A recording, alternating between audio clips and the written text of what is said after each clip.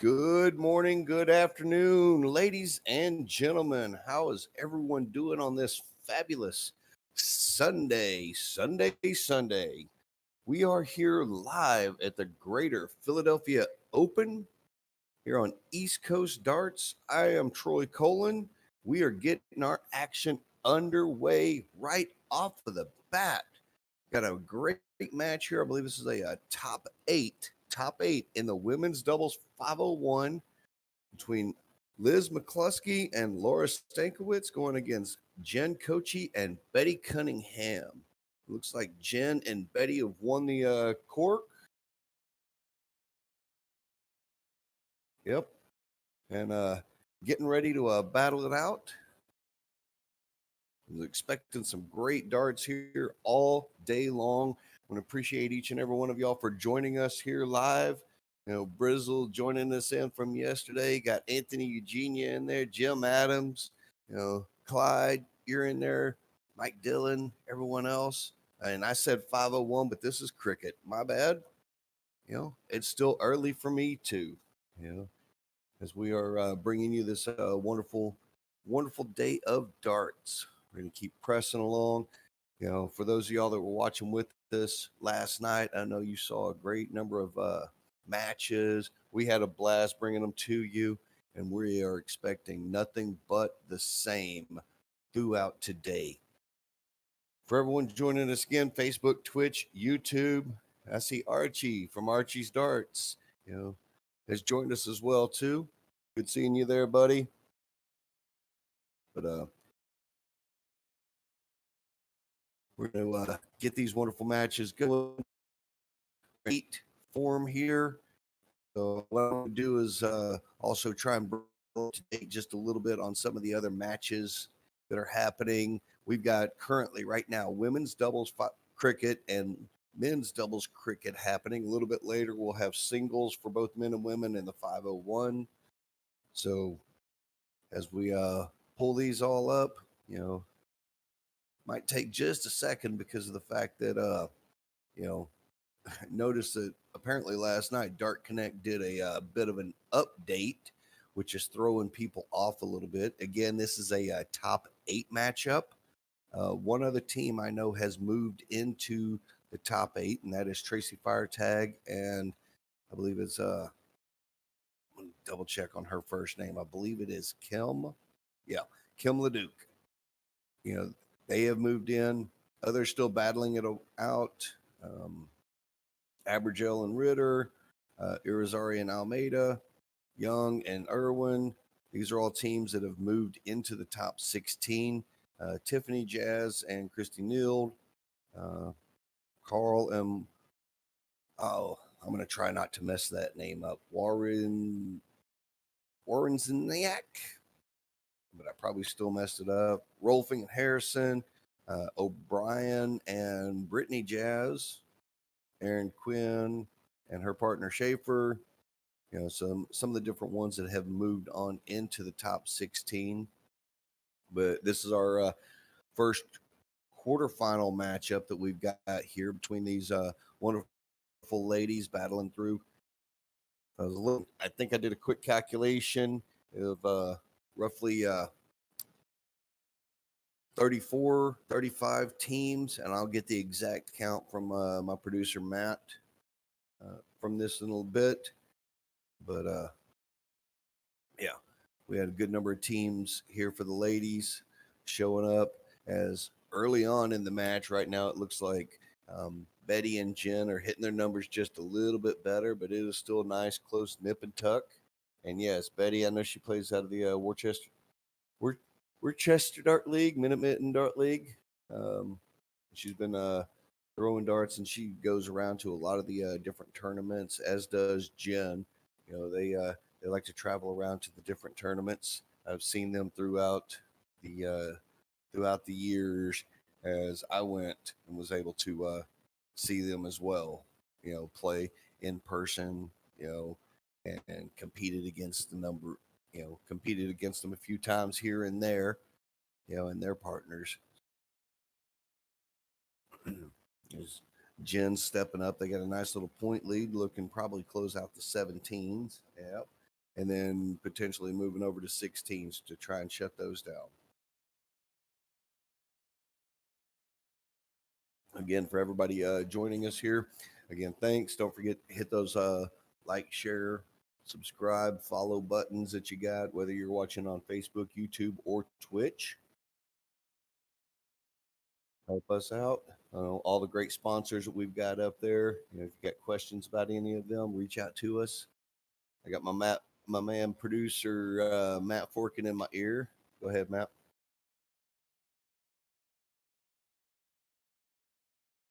All right, and just like that, ask and I shall receive. 37 teams here for the women's, and I believe we said 70 70 something, 71, Matt. Oh, 81 doubles teams for the men. So that just shows you the quality caliber of darts and everything that we are expecting up and down the line today. As Betty and Jen, got a pretty solid hold on this first leg, but I know Liz and Laura are not going to fold easily. Still got the opportunities with the Bulls. And I know for the men's actions, the men's are action, they are underway, working into top 128s, and 3 Bulls right there for Betty Cunningham. Boom, there is a nice little hat trick to take the first leg smooth as can be into the Bull. But all of these people battling it out. Another great day here for Philadelphia Darts. Appreciate all of you again joining us here as they are corking it up. These are a best of three, and they will cork each go round. Okay, they will cork each leg. As it looks like Jen and Betty have won the cork, they will be starting off.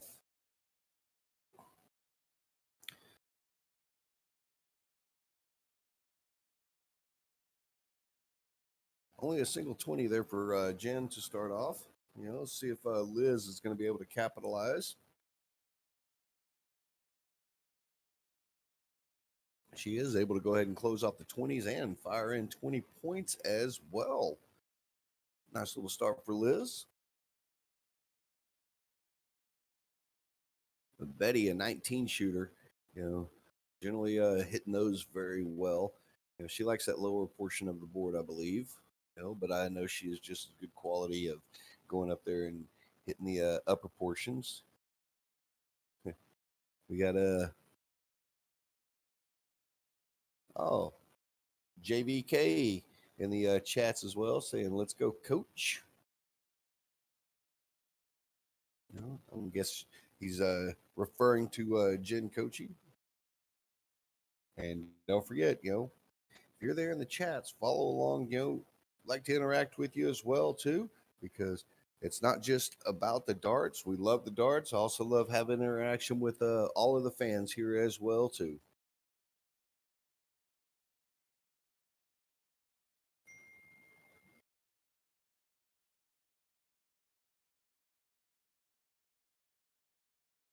With Liz and Laura got just a touch of a point lead, but I know that Betty, is beautiful trip 19. As I mentioned, she's a nice little 19 shooter. Fires off, getting the points lead back, tried to take a shot up there to close off the 20s, unable to completely close them off. So Laura's going to step up, try and regain that point lead.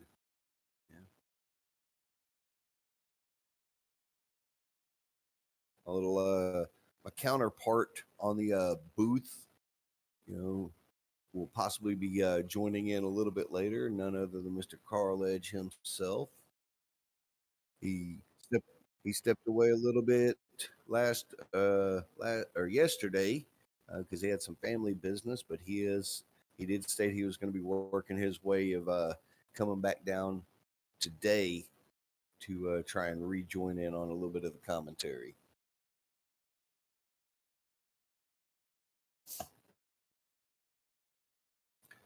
As both teams continue battling away here on the second leg, again, it is a best of three. best of three with Betty firing in 4 16s there, regaining the point lead, getting them a new little playhouse to potentially score in, forcing Laura to shift up to the 18s.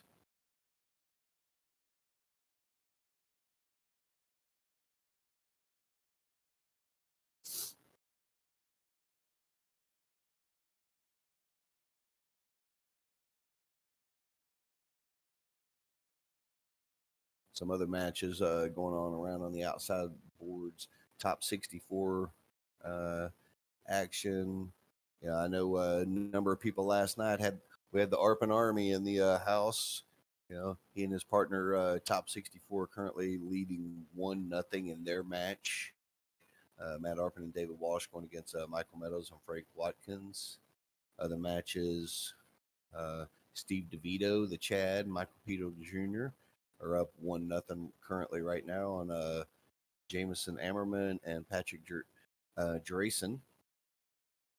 All of these matches, again, you can follow along on Dark Connect. You know, as we see Gary DeBoer and Brian Riddell have just defeated Mike Celio and Mike Riley 2-0.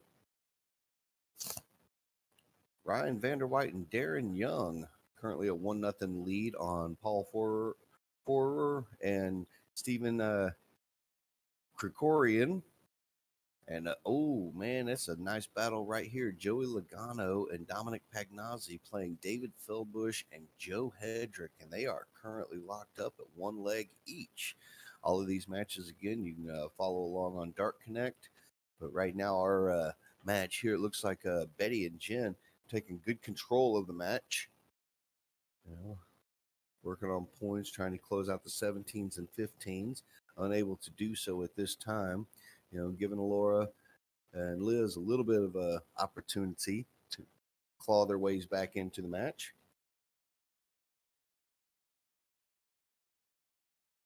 Closed out the 17s, looking for some points, and she connects on that. You know, putting them at 97 on the point total.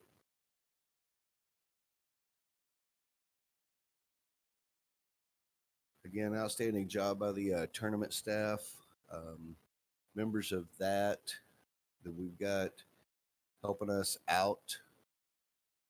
That are running the. Well, I say helping us out. They are running the stuff back there. Carl and Gail Flaherty, Ron Marks, Jen Bruni, Ron Marks, Rick Archangel, the guys that help set up everything. The Dart guys, you know, Joe Hedrick and his guys from the Dart guys for their stanchions, running the tablets and everything. Colin Rath, Jason Yoder, Kevin Wilkson, and Justin Wood, all for the great setup.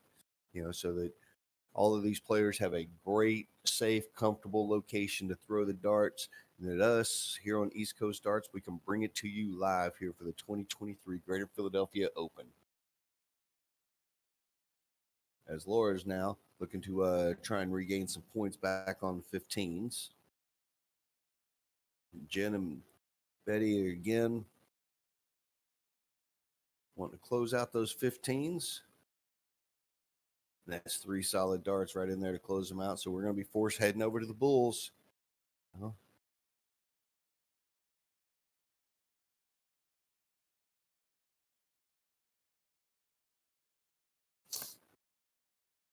Only one bull there for Liz. As Betty is going to be stepping up. Opportunity to close it out. We saw it in the last leg where she went 3 single bulls to close it all out. She clicked in one with the second and one with the third. Still a little bit of life left for Liz and Laura in this top 8 matchup.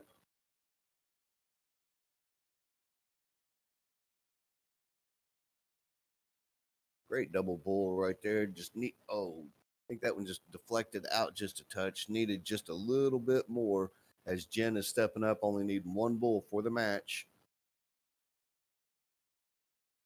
Oh, that's a bounce out. That's tough. Clicked on the wire and bounced right out.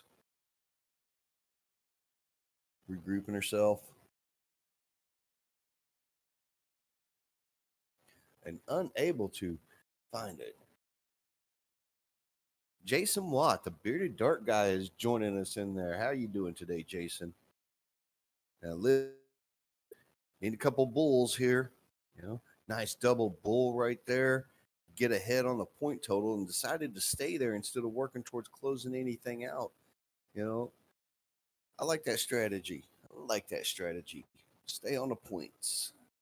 As Betty now, knowing she's they're trailing a little bit on points, getting to 18. Looking for a second one and unable to. And we are locked up at 162 points. This will be interesting to see what Laura's strategy is, if she's going to go trying to close the 18s and 16s or continue back on the bulls for some points.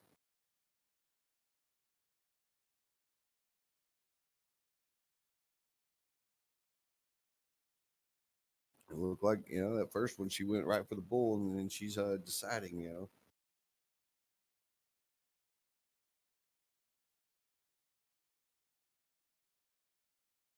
Even got Wrestle Pete there in the chats as well, too.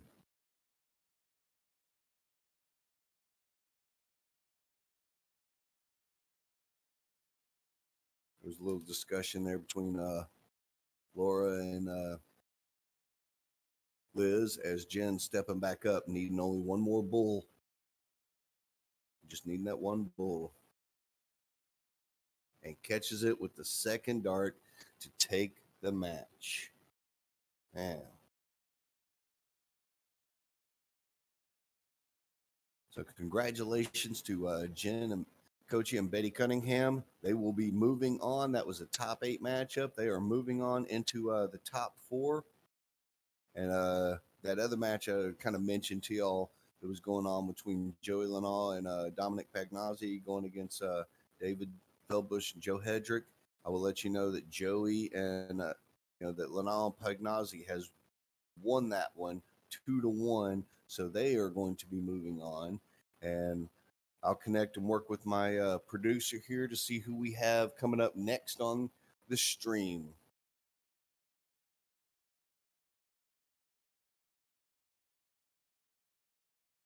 All right, folks. So what we're going to do is we're going to take a little short pause. Got great little advertisements here for the Championship Darts Corporation.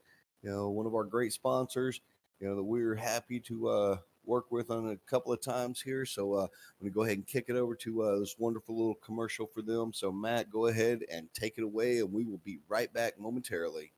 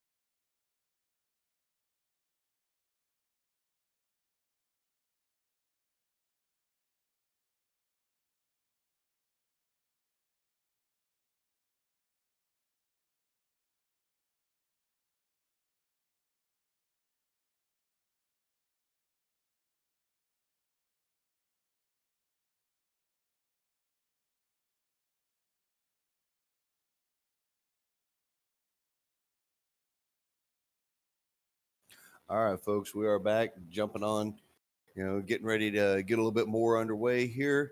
Our next match, I was just informed that our next match coming up on is a men's doubles side. It's I believe, a top 32 matchup. A top 32 matchup. It's going to be a little bit more of that. Unfortunately, it's going to be a little bit more of that Philly on Philly love as Chris Phil and playing against Steve Mike Peter. So we got number 2 and LV going against the Chad and the Slim Reaper coming up. And for all the Philly folks out there, if you know Chris Frill, you'll understand why everybody calls him number 2. But LV for Lou Vessels, both Frill and Lou Vessels prior CDC tour card holders, as Steve DeVito and Mike Peter Jr. talked a little bit yesterday about their run that they had down at the Cherry Bomb International, and they made it to the finals, unfortunately losing out barely to Danny Lauby and Leonard Gates. As we see Lou Vessels there doing a little bit of warm up. They just announced the board call. Excuse me. And so we should be getting those gentlemen coming up here very quickly. Again, this is they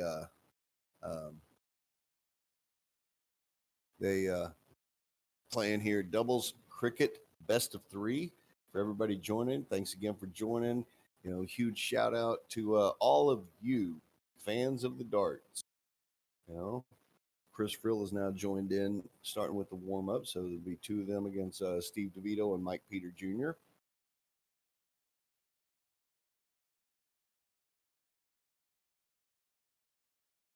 As we continue along on this wonderful third and final day of the Greater Philadelphia Open 2023 Greater Philadelphia Open in Trevose, PA, North Philly, at the Radisson. Bringing along men's and women's doubles cricket, followed a little bit later by men's and women's singles 501 going to be happening. Because now it looks like all 4 players are there doing their little bits of warm up and such. And I'm expecting some good quality darts though. And since these 4 guys all know one another, there's probably going to be a little bit of back and forth, jawing at each other and such. See, TC has also joined us there in the chats as well. Welcome, TC. Great supporter of Philadelphia darts and a player in his own right as well too throughout all of Philadelphia. BJ Ray jumping in as well too. How's everyone doing? I hope y'all are enjoying the day.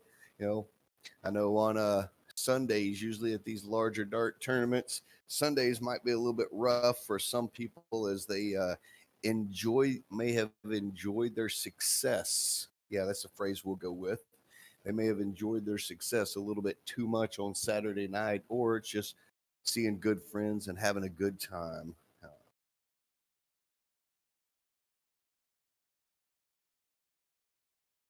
But as we waiting for these gentlemen to warm up here a little bit, kind of giving you some ideas. There's different variety of matches that are still going on. Women's top 16 matches going on of Angela Carl and Jennifer Warward. I'm going to mess that name up. I'm going to keep messing it up. Riznak are playing Autumn Harrison and Demi Rolfing. And currently, Angela and Jennifer are up 1-0 there. We got some top 32 matches on the men's side. Let's see, Timmy O'Brien and Mike Companion are playing Mark Franks and Jonathan Gambino. And currently, Timmy and Camp are up 1-0.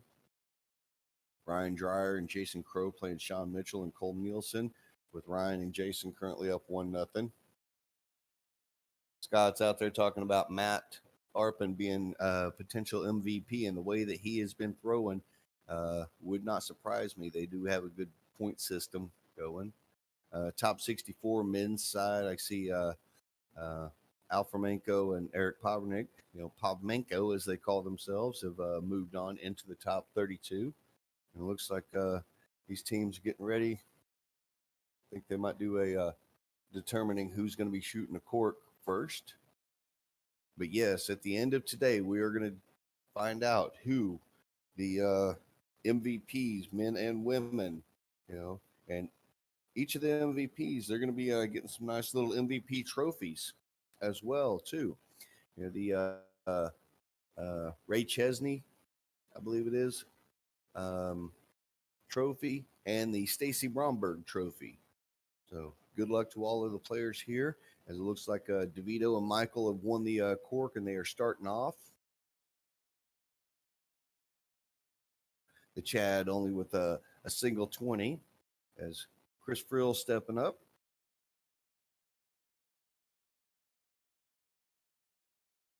And closes out the 20s. We'll see how Mike Peter Jr. handles this. Liz McCluskey, who we just saw on the stream, joining us as well, too.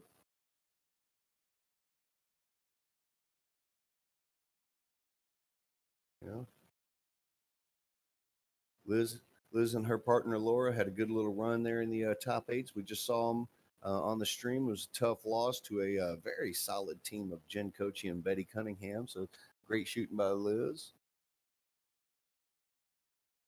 Scott, you're asking if are you asking if the MVP presentation will be streamed?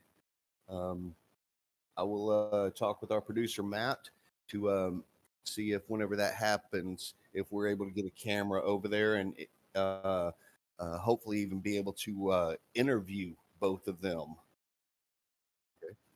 Okay. All right, so he's just throwing into my ear there that yes, we are planning on that for both of them, as both these teams were in a good solid point battle already, back and forth between the 20s and the 19s for two. We see. Yes, it was good darts by Liz, and that is a very tough team that her and Laura just lost to. There, Joe Hedrick, from the Dart Guys, joining us there in the on the stream too. I saw Joe and his partner, I believe, just unfortunately just lost in their match. And this is a classic point battle right here. It's Chris Frill, Lou Vessels going against Steve DeVito and Mike Peter Jr. as Chris fires in, getting some points back and shutting down the 19. Is going to force Mike Peter Jr. to shift to a next location.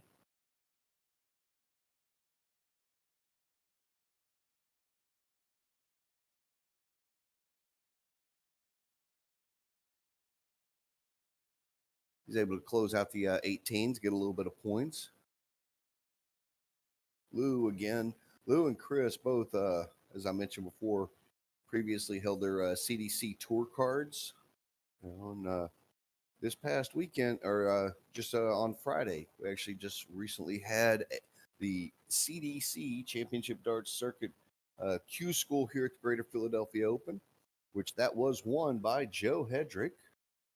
So he gets not only his tour card, but also all events covered. Narrowly defeating Ed Levesque, who will also receive his tour card, and I believe he gets like 8 of the events covered.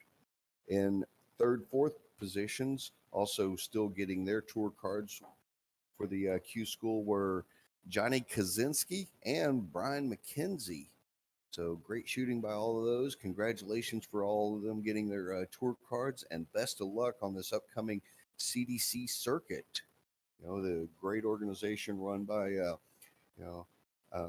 Peter Cetera, Anthony Eugenia, and all the others working behind the scenes, as we are now still continuing this battle, as Lou is able to close out the 18s and shifts back over to get a little bit more boost on the points for the 20s.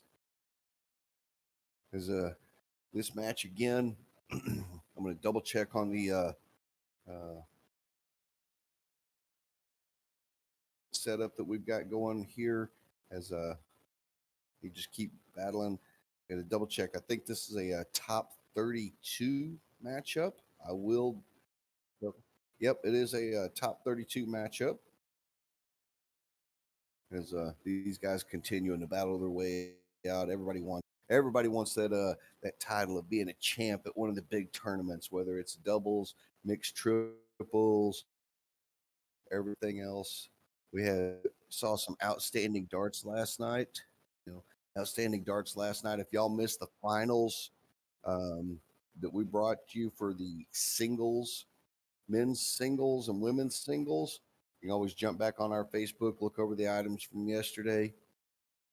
As a 5 mark on the 16s by Mike Peter is answered by a 5 mark on the 20s by Lou Vessel. As just another 5 mark there on the 16s by the Chad. Chris Frill got an opportunity, shuts down the 16s. Decides to go over to try and cut off the 15s as well. Only able to catch on 2 of them.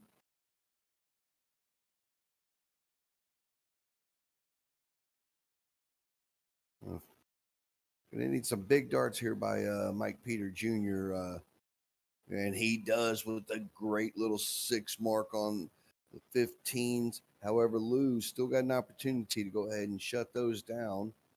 And he does so and may either go to bulls or back up to some more points. And good move right there. I like that. Hitting that trip 20, putting it at 67 points, which will require Steve and Mike to have to hit extra bulls.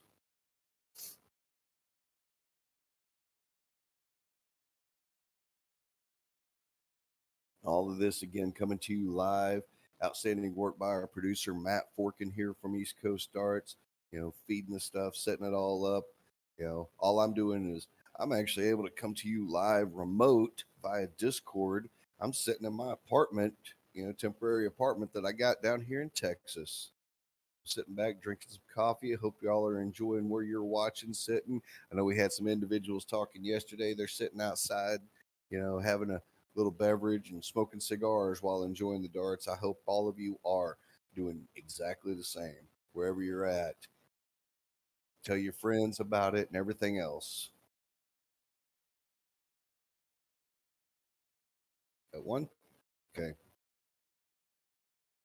Just informed also that we are going to have a remote interview coming up here soon, in approximately about 20 minutes or so. Good individual. I'm not going to tell you who it is. I'm going to leave it to a surprise. So make sure that you stay with us and stay tuned. As Steve and Mike Peter are battling it away, still on the bullseyes, forcing Chris. Chris needs a bull and a 20, to take this first leg.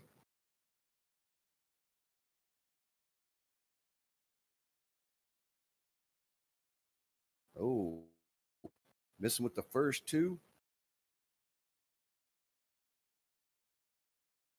Opportunity. You're got the first one. And he connects with the second. Take this first leg in this best of 3. I'm not sure why Steve didn't go for the 20 on his last dart, Kelly, but it still worked out for him in the end.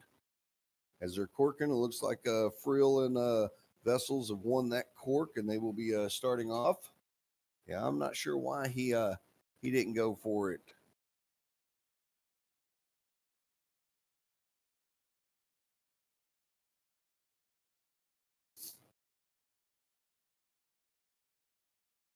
We are underway here in this second leg. Chris Frill starting off. Able to slip that third dart in between. Nice catch on the third dart. Closing off his 20s.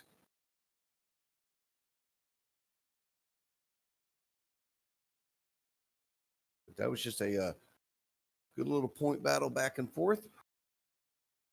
First leg going to Steve DeVito, the Chad, and the Slim Reaper, Mike Peter Jr.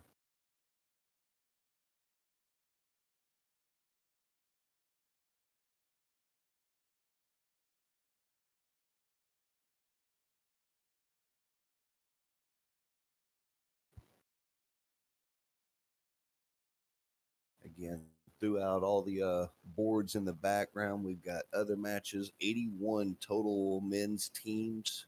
81 men's teams here for the doubles cricket, and 35, I believe it was. I'm sure if I'm incorrect that my producer will get on to me. 37, as he's in my ear telling me 37 women's teams. As DeVito hits a great little 5 mark on the 19s, jumping back point lead, 114 over 60 currently. Lou going to try and regain it back with the 20s.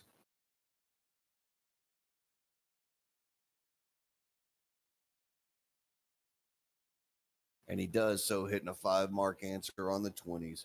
And we are back into another point battle going on. Other quarterfinals matches on the women's side. Nicole Dalbo and Angela Garbarino are playing Brittany Berry and Philomena Rose. Top 64 men's side. I see Paul Achenbach and Peter McGowan are currently 1 up on Lenny Sheffield and Mike Wersch, as Daniel Paperso and Danny Millerick are currently 1 up on Ben Wiglet and Daniel Inman. Top 32 matchups on the men's side. Ryan Vanderwhite and Darren Young are currently 1 up in their match. Justin Harris and Colin Rath 1 up in theirs, as is our current match here with Steve DeVito and Mike Peter Jr. Also, Gary DeBoer and Brian Rudell are 1 up in theirs. Top 16 matchup on the women's side, seeing Brittany Jasinski and Jess O'Brien playing Marie McHugh and Meredith Traub. And they are currently in the first leg. We are continuing with our point battle here. Chris Friel stepping up, wanting to shut down the 18s, does so. And goes ahead and closes out the 17s. Great third to force DeVito and Mike Peter Jr. to shift over to 16s.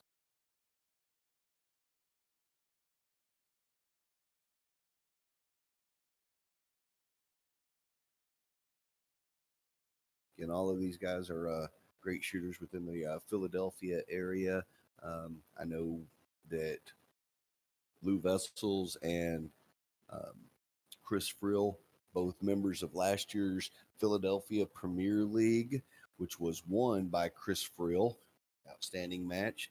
Had the pleasure of being there for that, streaming it as well.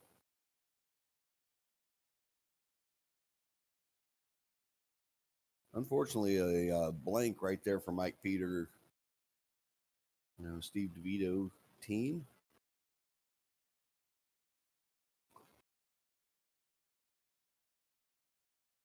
As Frill and Lou continuing on.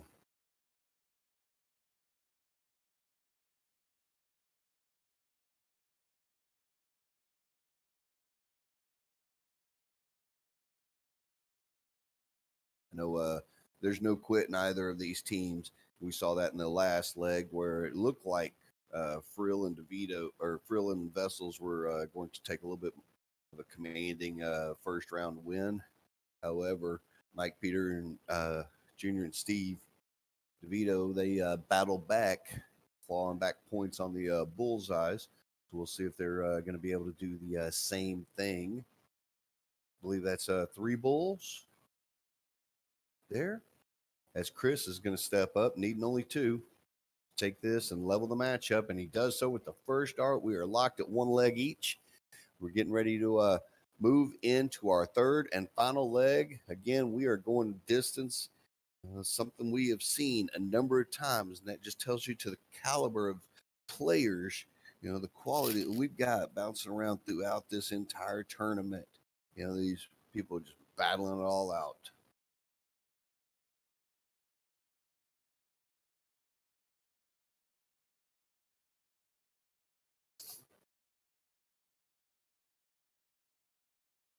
As Chris is able to hit a double, taking that cork. So they will be moving on. Chris and Lou. And start off our first leg, or our third leg here, the final leg, to see who moves into the top 16 men's doubles cricket. here at the 2023 Greater Philadelphia Open, coming to you live from the Radisson here on East Coast Darts. I am Troy Colin. Got the producer Matt Forkin in the background, sometimes chit-chatting in my ear, but feeding us great information and great matches coming from our wonderful tournament staff running the day. Again, thanks for everybody joining us out there.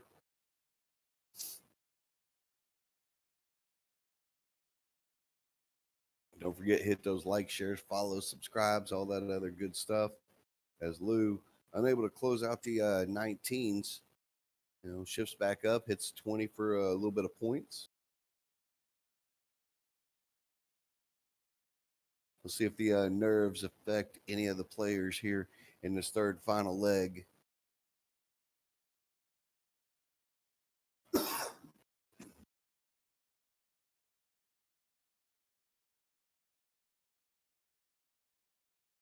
Oh, great third dart right there from Chris after closing out the 19s. Great third dart.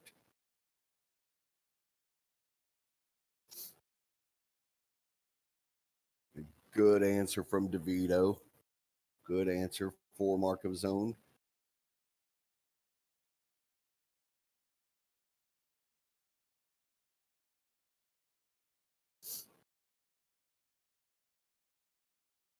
They continue wanting to build up their point totals. Last night, we didn't stream it, but I want to go ahead and give a shout out. There's looks like a 7 mark for points. Last night, following the other events, they did have a blind draw last night. And give a shout out to the winners of that, Gino Florian and his partner, John Frantangelo, as they defeated Mike Campagna and Roman Simic there in the finals. Great job by those. Congratulations to John and Gino, excuse me. So congratulations to those guys. As we are continuing on, again, another big point battle. Everybody's got different philosophies on how they want to play their cricket matches, to just go and close the stuff down. Just don't chase out there. Get a big enough point lead to where your opponent can't get ahead of you with the darts that they have in their hand. As both teams for this match are averaging around a 3.0, 3.3, for the match. As Chris Friel stepping up, closes down the 16s. Missed pretty bad for his darts on the 15s and chose to stay there instead of potentially more points.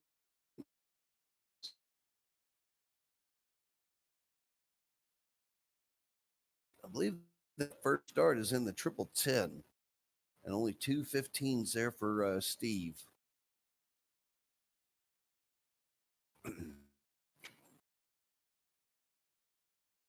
Nice triple right there from Lou.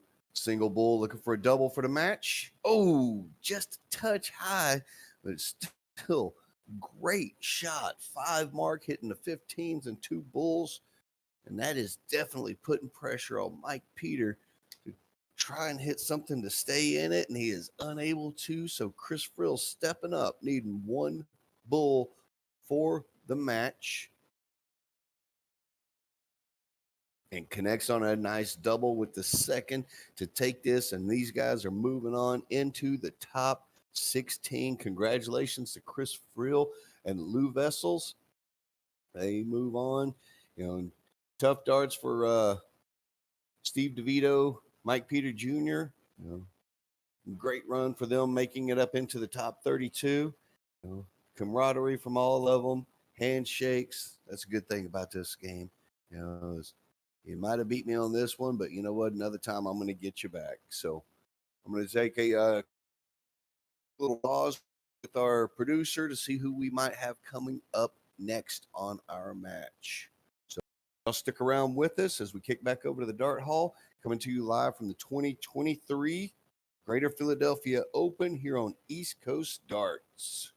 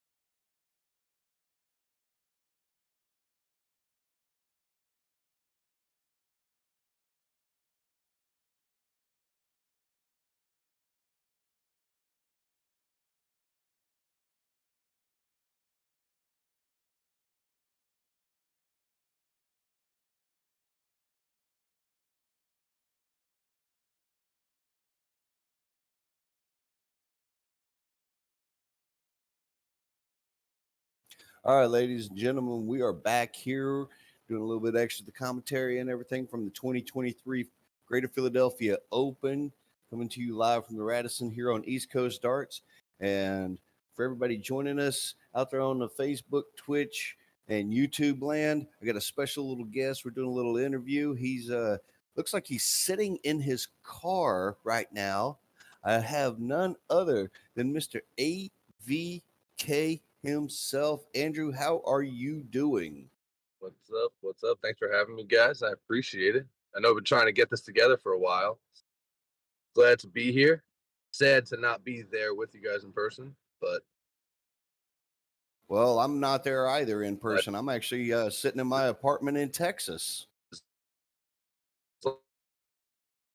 Oh, life. starting to lose him just a little bit. Yeah, right. You moved. Hello. Yeah, unfortunately, I did move. You know, new job opportunity and everything, taking me away from the Philadelphia area. But here with AVK, wanted to bring you on here. So as the players for our next match, just letting y'all know the players for our next match, they are warming up right now is nothing other than Jess O'Brien and Brittany Jasinski going up against Tracy Firetag and Kimberly Leduc. We're going to do our interview while this match starts off and continues on. But I wanted to bring AVK on. Wanted to bring you on so that you could talk about your dart tournament travels page and the work that you do with that. Thanks. Yeah, I really appreciate it. And again, like I've stressed to everybody, it was an idea I had watching all these other supply pages go around. And at the end of the day, I understand how sponsorship works and funding for darts works. And trust me, I know what the payouts are. And, none of us are getting rich. And, it's an expensive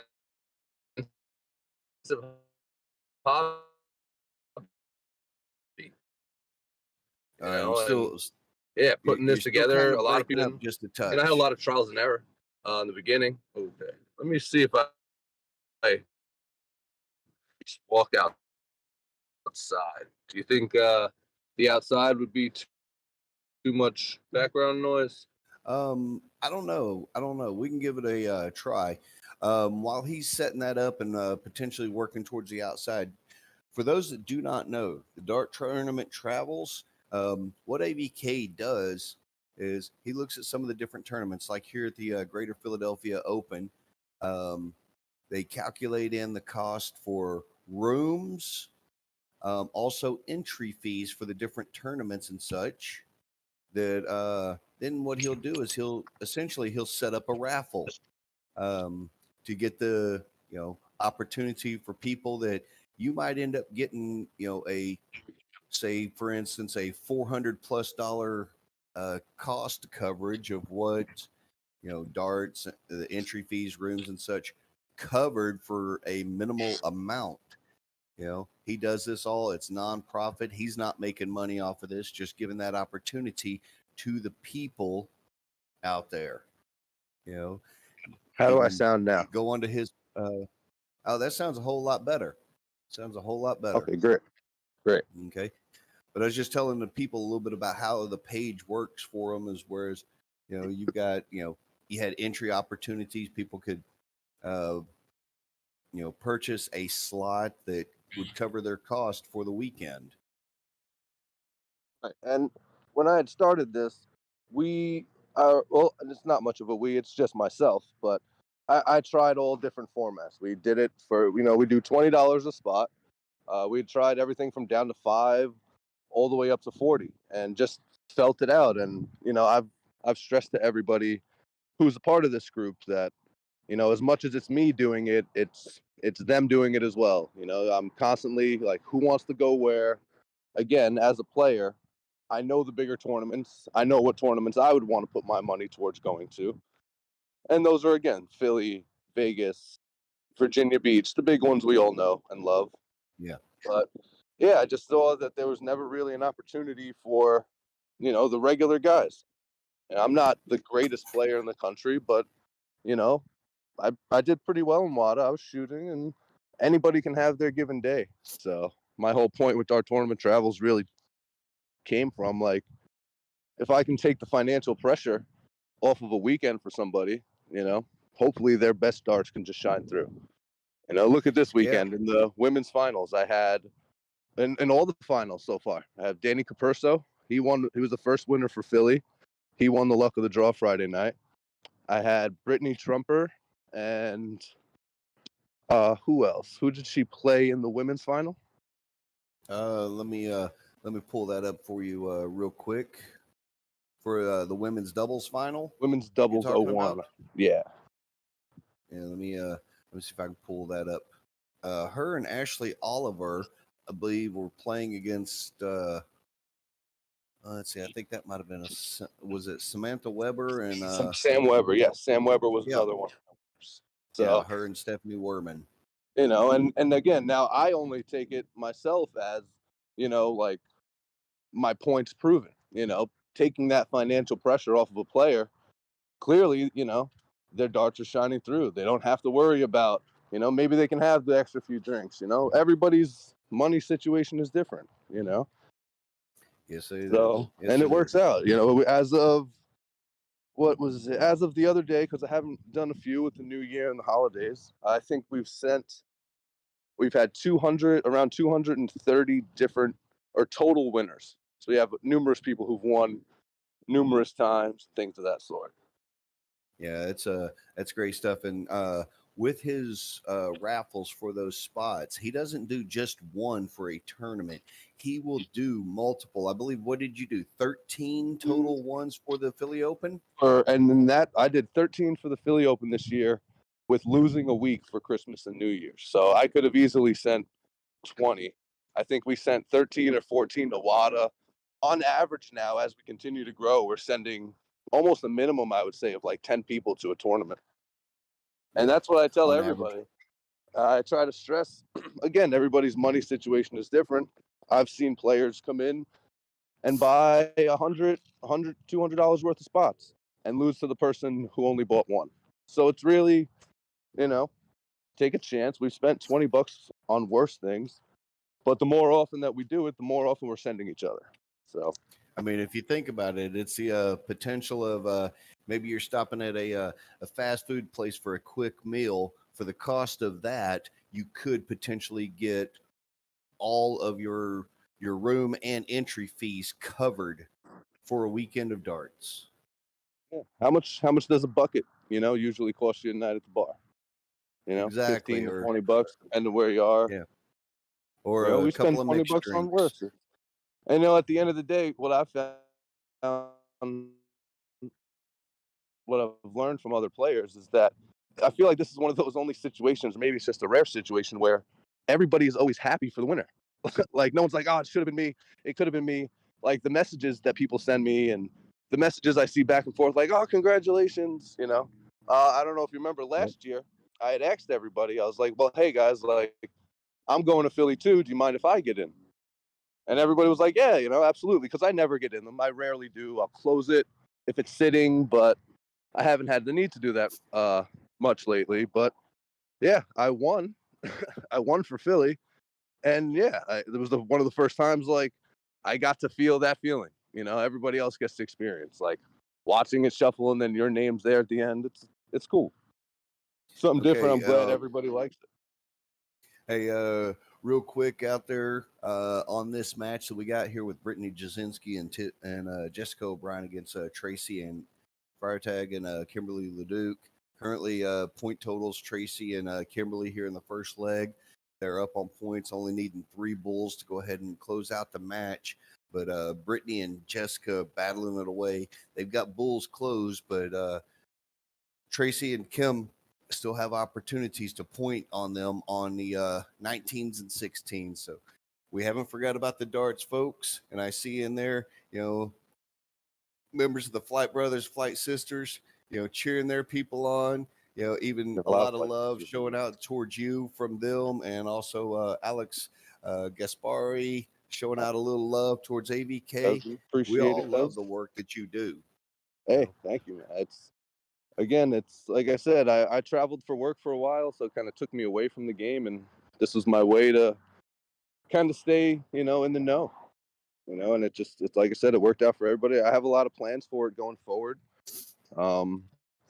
I guess one little announcement I can make here is going forward, I'm working with a few different people. I won't announce who yet, but I'm going to start including prizes for second, third, and possibly even fourth place. Oh, So that's outstanding. That's yeah, outstanding. so and it'll be as little as adding an extra spot or two, so at least people will be getting something, again, I'm just here to help. I just want to help send people to darts. The more people we get going and going to events, the better it is for everyone else. So I like that. I like that. And that's just another aspect that can help grow darts throughout North America. Because I know I've seen a number of your ones of, all the people. It's like he announces it, and within a few minutes, all of the spots are filled up. Because that's how great of an organization setup that you've got there. So ABK, okay, even it says on there Elvis Darts, and Andrew Blanchard still throwing out love toward you too. Kelly nice. Gallagher. Kelly Andrew Gallagher's actually Blanchard. asking, do you keep a percentage of what you do for yourself? Well, so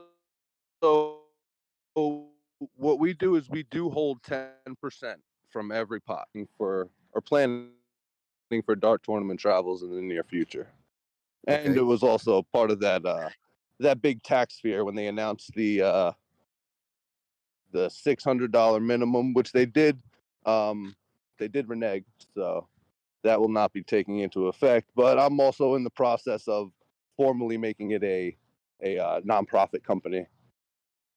Great Just job. Great job. again, it's a bit of a process, and once we get that title, it's going to allow me to do things. And again, last year was supposed to be Rick Archangel and the team at the Philly Open had actually granted me permission, and I had announced this last year as well that in the future I'm going to be doing dart tournament travels live. So I'm going to start showing up to these weekend events as well and running the raffles all weekend, whether it be for your entry fees for the weekend or the next weekend's tournament, whatever it may be. So that's another part of the process coming out. It's again, like I said, a one-man army, but slowly but surely. Oh yeah, and I know myself seeing it and everything else that the dart community is extremely appreciative. And folks, real quick update. No, haven't forgot about it. If y'all are watching there on the stream and everything, this is a fantastic. It's a little battle back and forth of Brittany and Jess battling back and forth on the points for the Bulls, trying opportunities to get ahead on the points, and Tracy and Kim still fighting back, pointing back on the 19s. Man, we got like a 500 point battle going back and forth between them. So, AVK, won't you tell a little bit of where, if the people are interested in this, how can they jump on and help or figure out and maybe get into it? So the best thing you could do is the group is private. It's on Facebook. It's called Dart Tournament Travels, and you just go find the group and click the join button. It asks you 3 questions, and it was me trying to build information from all the people playing, and I just asked, what league do you play in, what state do you reside in, and I think like, what's your biggest starting accomplishment? Something simple. And again, most of the time, most people don't even answer the questions. I just look. The reason it's a private group is because I don't want the bots. I limit almost all posts that get posted in the group, because I just trying to keep it as a one-track thing and keep the pace of just the everyday around 7:00 throwing up the draw. Well, But I yeah, think Dart Tournament Travels on Facebook. they're on Facebook. Huh? All right.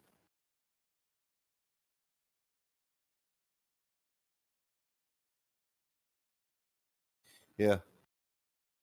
Um, it looks like Alex Gaspari has thrown the link to your page there in our chat as well for anybody that wants to check it out. Now, the only little thing, Awesome. the only little complaint that I'm going to have is with me being over here in Texas now. I'm going to have, I know the majority of the tournaments that you post might be Vegas or a lot of the big ones along the East Coast. I'm going to have to get you to start reaching out to throw some of these, Texas and Midwest ones in as well too. Oh, absolutely. Yeah, just so I can get a little bit of that coverage for us as well. Meanwhile, here on our match, and we're pushing over 600 points for Tracy and Kim right now, as Jess stepping up, looking to get a few more bullseyes. But Tracy and Kim now can still point on the 16s, as Kim stepping up, needing just 3 bullseyes to try and take this first leg. This again, Matt, and you'll double check me. I believe this is a top 8 matchup here. Yep, it is a top 8. So we'll see who's moving over into the semifinals.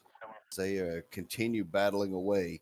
So right now, ABK, I know with the Philly Open happening currently, and that looks like some beautiful darts from Britt right there. 3 bulls. Like a 4 count there. But just missed the 16 with the Philly Open happening right now. I know you were also running some for the Vegas. Vegas, yes. We're gonna kick Vegas back up. Most likely Monday. We're gonna kick everything back off. Do a few more for. I think I've qualified 8 right now for Vegas. But again, I wanted to get some of those in early, just because that's one of the rare ones that I do where you're actually going to need a flight and there's some planning involved. And again, like Virginia Beach and Vegas are the only events where I include 3 nights of hotel. Meanwhile, on this match, great final set right there by Jess O'Brien, as she fired in 2 bulls, hitting a double bull in the 16 for Jess O'Brien and Brittany Jasinski to take this first leg, as they are corking it up, getting ready on here. And I can see that Marie McHugh joining us in the chats was talking about her biggest darting accomplishment is winning the most dart tournament travels raffles. She, I believe, is sponsored for the Philly Open through your group as well too. Yep, and Vegas. Actually, it's funny. Marie and my cousin JVK have this dumb, weird luck. Like, Marie has won quite possibly in every raffle I've almost ever won. Like, I would have to actually go back and look at the official number, and I think James and Marie have like a running joke between them, but it's something like, I think Marie may have won 13 or 14, and James has won like 11 or 12. It's silly, but you just pick the number you like, and she picks the same numbers every time. Well, every time, like, congrats to her. And I know definitely, she's a great shot, and I know that she loves traveling around to the different tournaments and all as well too. But I don't know. Yeah, we played together. I might have to watch out that if I jump on for one of your raffles, I want to make sure that she hasn't signed up yet, so I can have a chance. Absolutely.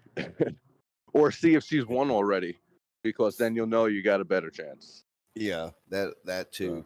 As we're underway here on our second leg here with Britt and Jess taking the first leg over Tracy and Kim, but we're battling away early on in this first leg, or second leg, excuse me. This top 8 matchup here in the women's cricket doubles, all kinds of matches still going on around. Men's doubles kicking out, as Tracy starting to find her groove with the triples now. She shuts down the 18s as well too. Okay, but they had a great comeback in that first leg. So Andrew, with that being said, I know you're a busy man. You might be getting tired. He's for those of y'all. I know y'all can't see his camera. I can see it. He is looks like he's just walking around in circles outside. You know, I've been pressing the microphone against my chest when the cars come by, not trying to affect the stream. Just really shoddy service. I came down to Florida for the holidays and decided to stay an extra couple of weeks. We have the qualified for the Florida State Championship. I had posted about that a few months back. So this weekend is their super shoot. So I'll be over there this weekend, taking my stab at a Florida singles state champion title. well, I want to wish you nothing but the best of luck in that.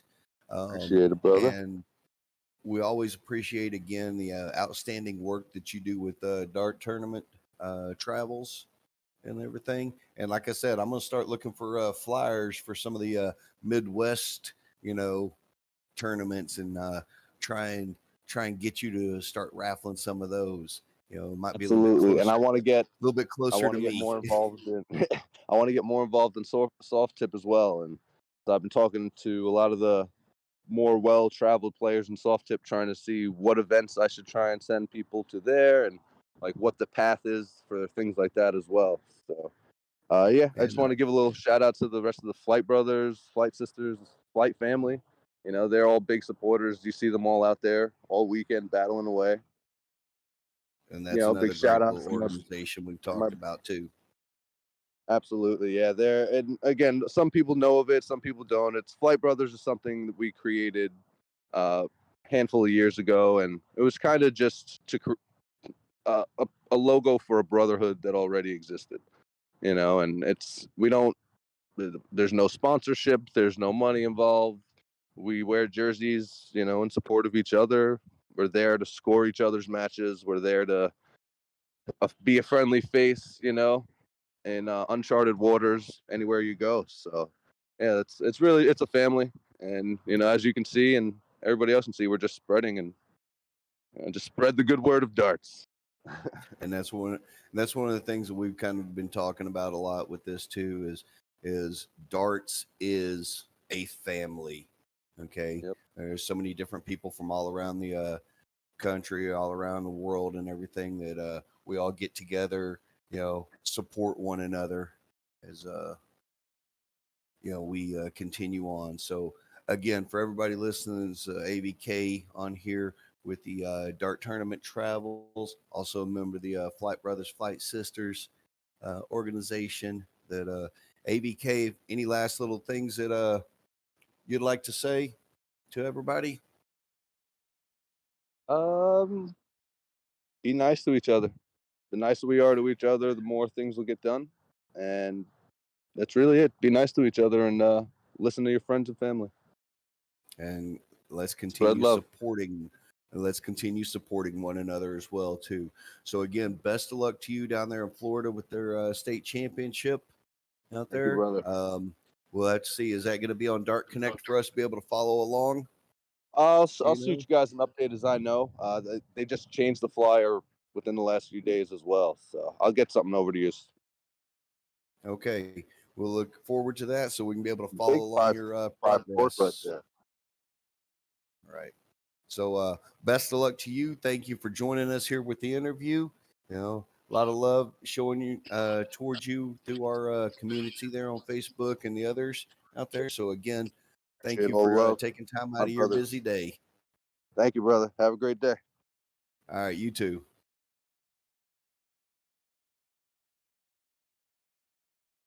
All right, folks, we are still here with it. And I know y'all have been watching this outstanding battle. Whereas in the previous leg, we had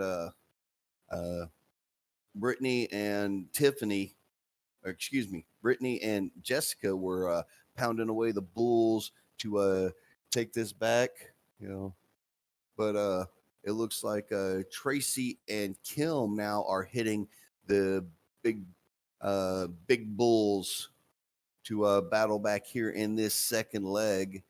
But Brittany and Jessica still have 17s and 16s that they can point on. They are trailing a little bit behind on the points. So we're probably going to be throwing it the 17s or 16s to try and get those point totals back. I want to thank AVK for joining us here on our chat. Hopefully all of you enjoyed it. And again, go out there, check out the Dirt Tournament Travels Facebook page out there. It runs all these different raffles that'll help cover cost to the different tournaments out there. Great job by him and that organization that they're running out. As Kilm closes out the 17s, they only need one more 16 as Brittany's going to step up. She's going to need to hit some 16s. Great second dart into that triple. 5 mark on the 16s. Power him back to get that point lead. It's going to force Tracy. Tracy needs a bull and a 16 to close out this leg and level it up, and hits a double bull with that first dart. Just a touch high. And catches there to go ahead and win that second leg, and we are level at 1 leg each. Again, I want to thank AVK for joining us. Great job that they do out there as we are getting ready to start this third and final leg here in the women's top 8 matchup to see who moves on into the semifinals. Mike Dillon asking, about the Greater Trenton Dart League players competing. I've seen a few here and there. I know Gary Yorman was there on the first day. Benny Aquino was out there. Roman Simic, John Mead, some of the different ones. But you're right, Kelly, it was a nice comeback by Tracy and Kilm in that leg. You can see that battle back and forth, the comebacks from both teams.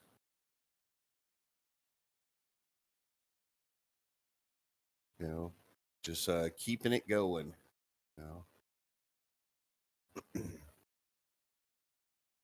Just good quality darts, and that just shows why these ladies are here into the top 8.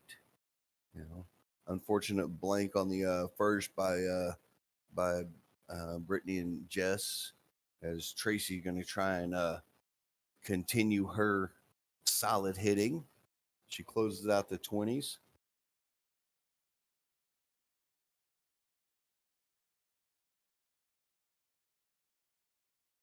Yeah. Sweeney talking about, maybe they should have started off at the bulls the way all of them are hitting the bullseyes. That'd be an interesting little start that we've got. But again, thanks to AVK for joining us. I'm trying to see if I can get y'all an update on any of the other matches that's going around. Moving on the men's doubles cricket side, moving into the top 8. Some of the ones I see: David Walsh, Matt Arpin have moved on. Chris Frill, Lou Vessels, Joey Lanau, Dominic Pagnazzi, Timmy O'Brien, Mike Campagna, Ryan Vanderwhite, Darren Young, and Bobby Freeman and Michael Burns have all moved into the top 8 on the men's doubles cricket side. Women's doubles side, we've got this match here is going on into a top 8. We've actually already had one semifinal complete as Jen Kochi and Betty Cunningham unfortunately lose to Angela Carl and Jennifer. And if someone helps me out with how to pronounce her last name, Wawryniak, Wawryniak, I would be great. Wawryniak. Okay, I'm hearing in my earpiece there. But Angela and Jennifer have moved already into the final. So this match here between these ladies, as we're battling and getting a point battle on the 20s and 19s between the two of them, they're going to pretty much play almost like a back-to-back, because the winner of this moving into the semifinals, where they will be playing, it looks like Brittany Berry and Philomena Rose. So Brittany Berry and Philomena Rose playing to they're sitting there waiting to see who they're going to play, the winner of this match. And the way they're battling back and forth, this could be another great comeback. So again, all of this coming to you live from the 2023 Greater Philadelphia Open here on East Coast Darts, brought to you by all the wonderful, great sponsors that you see right up there in the stream up in the top center as Tracy's able to close off the 19s. Going to force Brittany to open up another scoring opportunity over on the 18s, but unable to close them out. Yeah. Just now it gives Kim an opportunity. You know, she decides to go back for a little bit more points. And this is just good stuff. We're just, love the wonders of technology to where not only can we bring you the darts to around the world, but also great stuff like that interview with AVK for the Dart Tournament Travels. I'll let you know, I was trying to reach out. We were trying to reach out to even Jason Watt, the bearded dart guy, to see if he wanted to jump on with us just a touch. Unfortunately, I believe he said he was at his in-laws, and unable to, but would like to have gotten him on. Jonathan Marshall asking if we're going to put the Arpin Walsh Logano Pagnazzi quarterfinal on stream.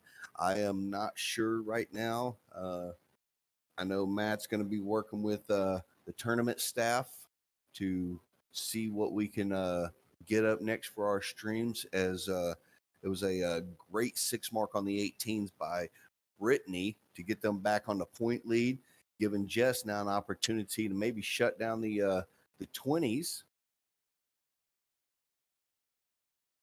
But just kicking over with the last 2 darts into the ones, as Tracy now is wanting to try and get a little points back.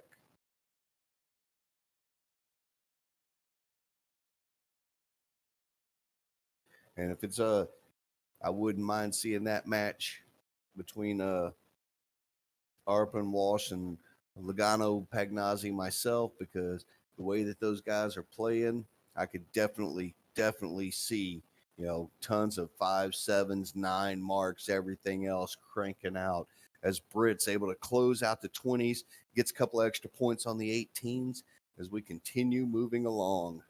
Yeah. Forcing Kim looking at 17s now. But the way this is going, even with a little bit of a point lead and everything, I'm not going to rule out either one of these teams, because we've seen the comebacks that they've had. Both teams, Britt and Jess in the first leg coming back on the Bulls, and then in the second leg, Tracy and Kim fighting back and coming back in the Bulls as well too. So I'm not gonna rule out either one of these teams. I'm just.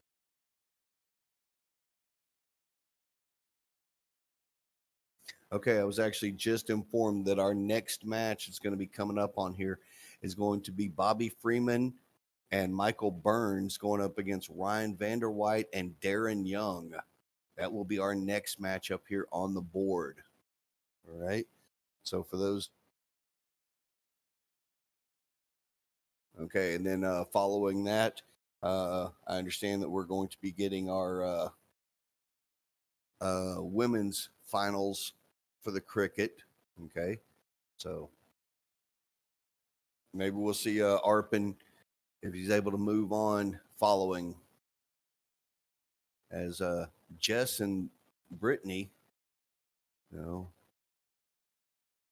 taking a little bit more advantage there with they've got 18s, 17s, 16s, and 15s closed now. So now we're back to the Bulls. We're going to see how Tracy and Kim do on this leg of the Bulls. We saw what they were able to accomplish in the second leg of battling back. And Mike, you're right. It is hard to win a cricket game whenever 20s are open. So that was a good close by Brittany to close them out. She's not able to hit Bulls, but was able to get a little bit of points with the 17s.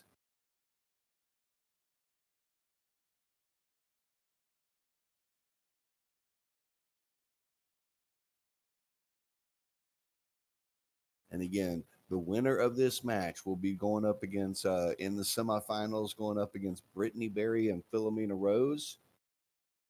Meanwhile, the the winner of that, okay, they're waiting, Jennifer and Angela are waiting for the winner of that. So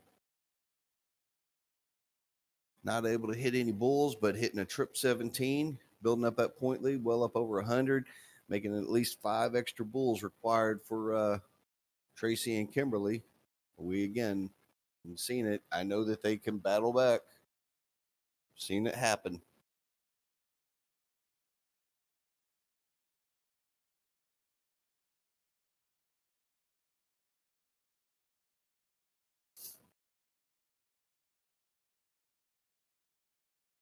I know everybody's got their favorites that they want to see up here on the stream. We all do. We are a little bit at the mercy of the tournament staff. We do sometimes talk with them and try to our best to get the best matchups, different people from all around, high quality darts. But Tracy again trying to get some points back, gets a good miss and closing the 16s as Brittany now still trying to hit some of those bulls. Maybe they used up all the bulls in those first 2 legs between these ladies. Maybe they used them all up, but I am sure that they will find their groove and somebody's going to start hitting them pretty solid here.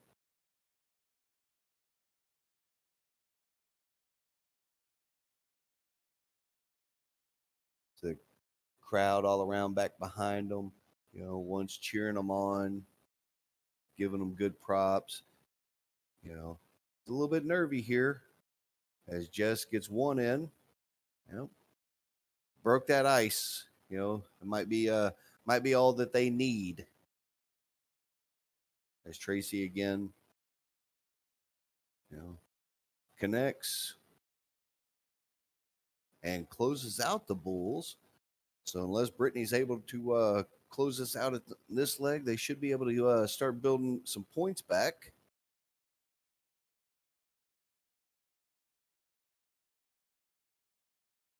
Trying to move into position, take a good look.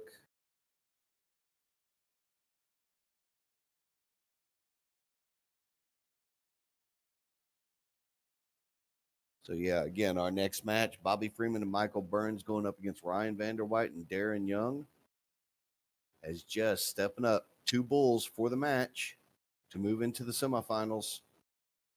And boom, like that, double bull, taking it with the first dart as Jess O'Brien and Brittany Jasinski, move on, defeating Tracy Firetag and Kimberly Leduc as they move into the semifinals. High fives and hugs for everybody. Great shooting by all 4 ladies. Good battle back and forth. And they will be moving on facing Brittany Berry and Philomena Rose as we get our next match up here onto the stream. I'm going to, Matt's already kicked it over to a little bit of the view right there for that. And Matt, as they get ready to start warming up for the next match, you got a commercial that you can throw up on there? All right. So from one of our great sponsors out there, so if you got any questions about our sponsors, please reach out to us. Okay, here on East Coast Darts, coming to you live from the 2023 Greater Philadelphia Open.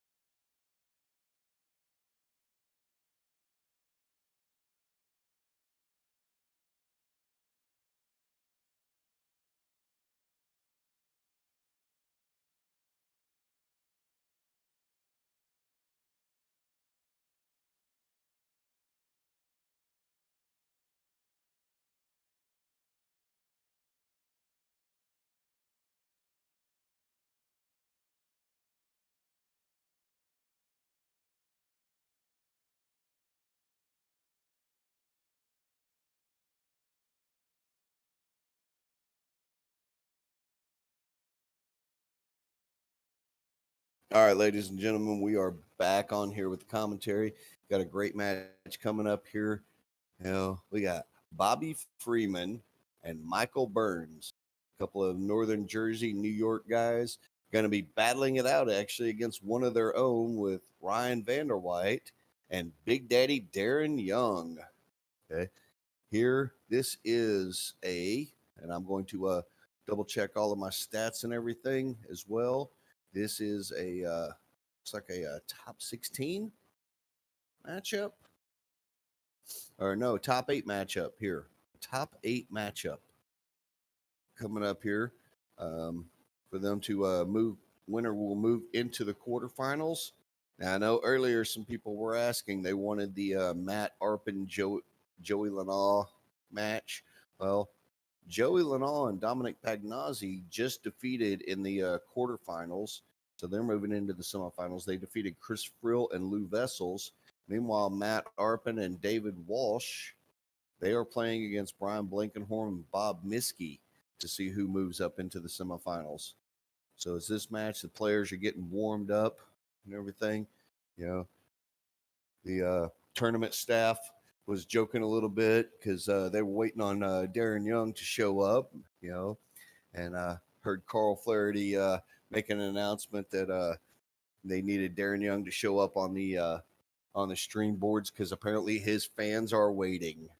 Okay, to get over there. So we see Michael Burns, Darren Young, Ryan Vanderwhite, Bobby Freeman, and it is Freeman Burns against Vanderwhite and Young. Okay. Now, Darren Young, for those in the North America darts community, know him.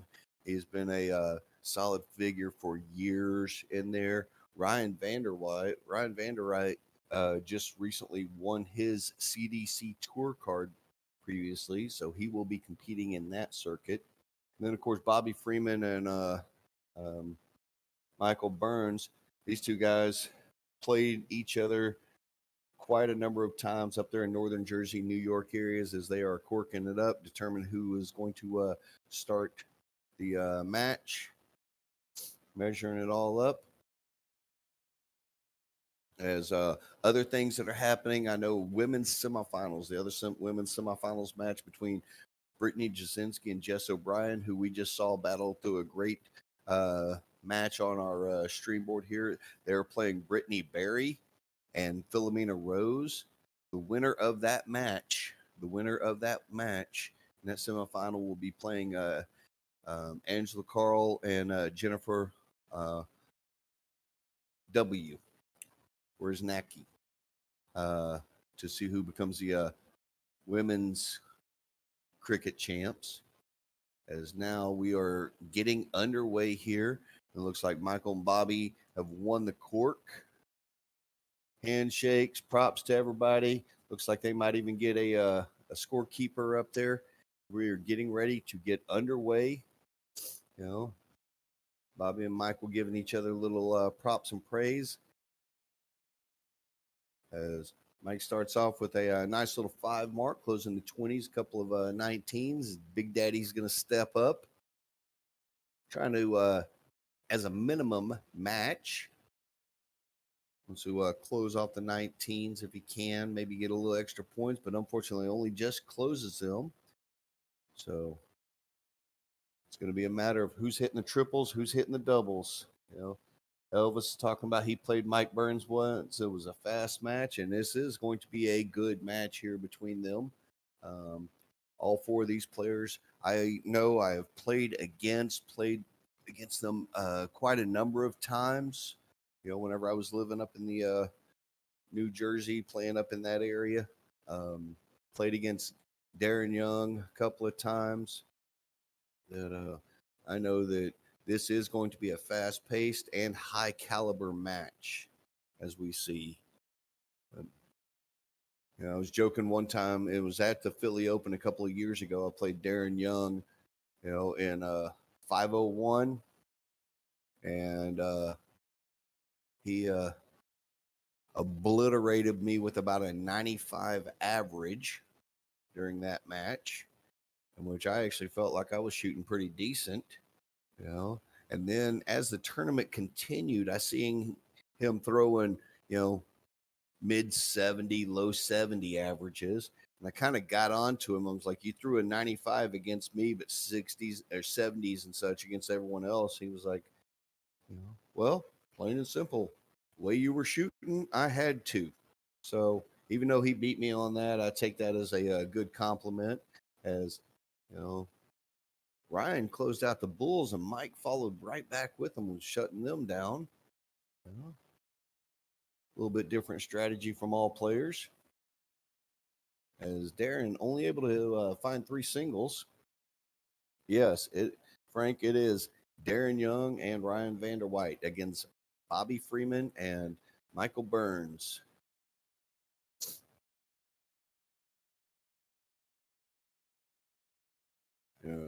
Ryan played against him a few times in the New Jersey Cricket State Champ, where I believe he has won that 2 or 3 times as the cricket champion there. Nice little 5 mark on the they marked it on the 15s, but it should have been on the 16s. They marked it on the 15s, but it should have been on the 16s. So they're going to be doing a quick score correction, I am sure.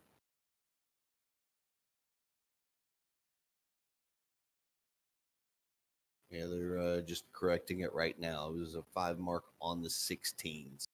So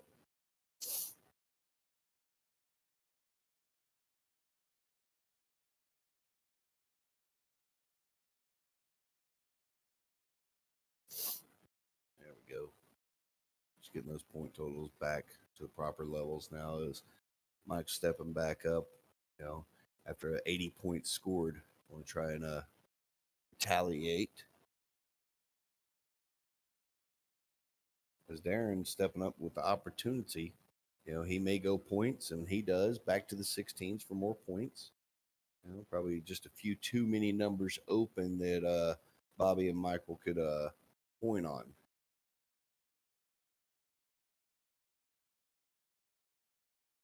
Bobby now stepping up, taking his shot, trying to get some point totals back.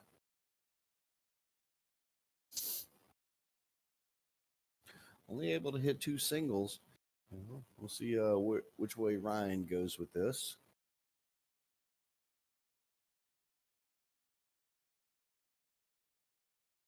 Fires in another 5 mark on the 16s. Oh, it was only a 4 mark? Okay. My camera angle is from Texas. So if everyone understands, I'm looking at it through a camera, through the feed itself. So Darren now stepping up. Unfortunately, Darren needs 4 darts in his hand. He's not going to be able to shut down too much as Bobby's stepping up, needing 52 points. He needs 52 points for this first leg.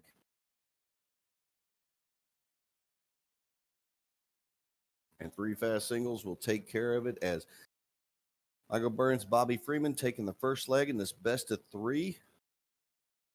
Again, for everybody joining us here, this is a quarterfinal match, a quarterfinal matchup here.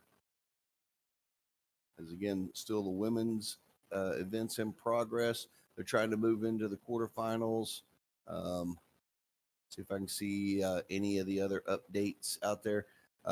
Just see Matt Arpin and David Walsh have defeated Brian Blankenhorn and Bob Miskey 2-0.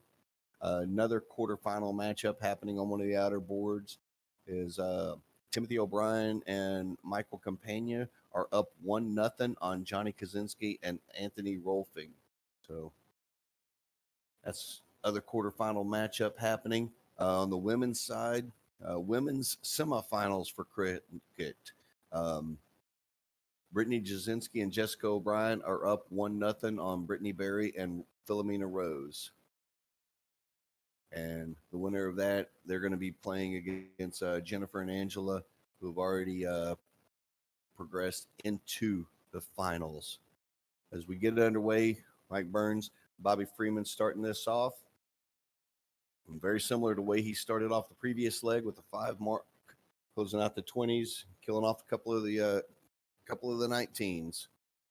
As Darren now, Darren wanting to find a little bit more of the triples early on. He was only hitting singles early in the first leg that he fires with 5 19s of his own.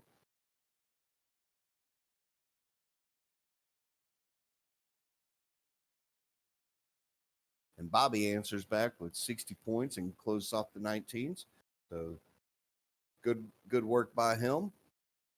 Forcing now Ryan to jump up to the 18s.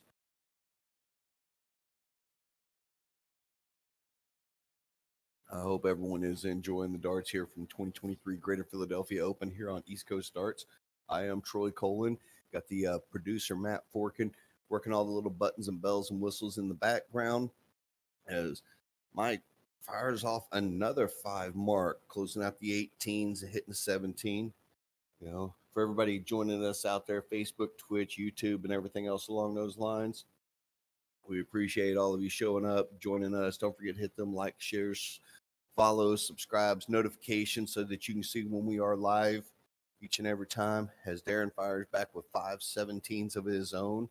Bobby looking to go ahead and try and shut down the 17s.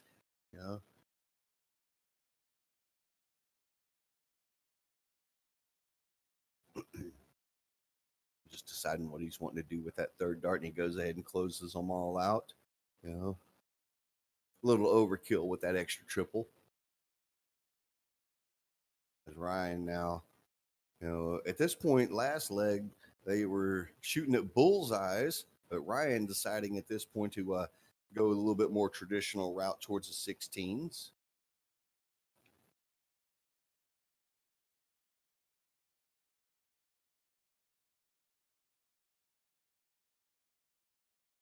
Michael follows up by closing the 15s, hitting them, kind of putting them on a little bit of an edge. Is there any sound?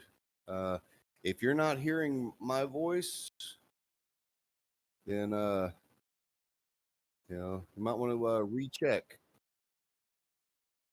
Yeah, we don't have any sound for the background for the boards and such. As Ryan and Darren hit 4 bullseyes, or 5 bullseyes, getting a little points. Another score corrections. Bobby is going back, wanting to pound up those 20s to try and regain that point lead. Okay, and just saw someone posting out there that Timmy O'Brien and Mike Campagna have advanced, so congratulations to them. 3 more bulls for the Vander White Young team. Great answer right back by Michael Burns. He is firing nothing but 5 marks, it seems. 4 20s and a bullseye, forcing Darren to continue trying to hit, once an onslaught of the bulls. The first one kind of blocked with his throw and everything, so he goes ahead and also gets some points on the 15s as well. He's just checking with the scorekeeper, making sure it's proper connection on the scores.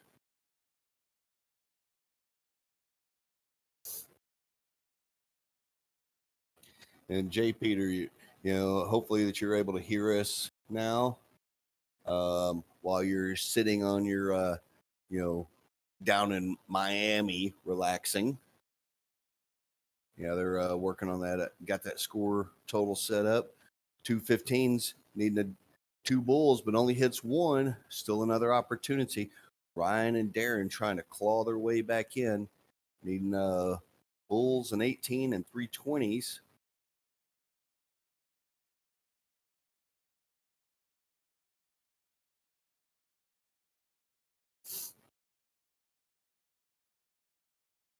Yeah, they're just making up all, double checking all of that. Darren gave them a little, this is what I would do. What are your thoughts on that? Single bull. Well, you got the point lead back at that point, Michael Burns decided to go for the bull to close initially, and only 1 single 20 So Darren's going to be stepping up with the opportunity, needing 3 20s and an 18 to level this match. And we'll see if he goes that route, if he misses, if he goes back to the Bulls for more scoring. He went for the double 20 to try and close that. And 2 Bulls to extend that point lead a little bit and put a little pressure on Bobby. Putting a little pressure on Bobby. Bobby needing some points on the 20s.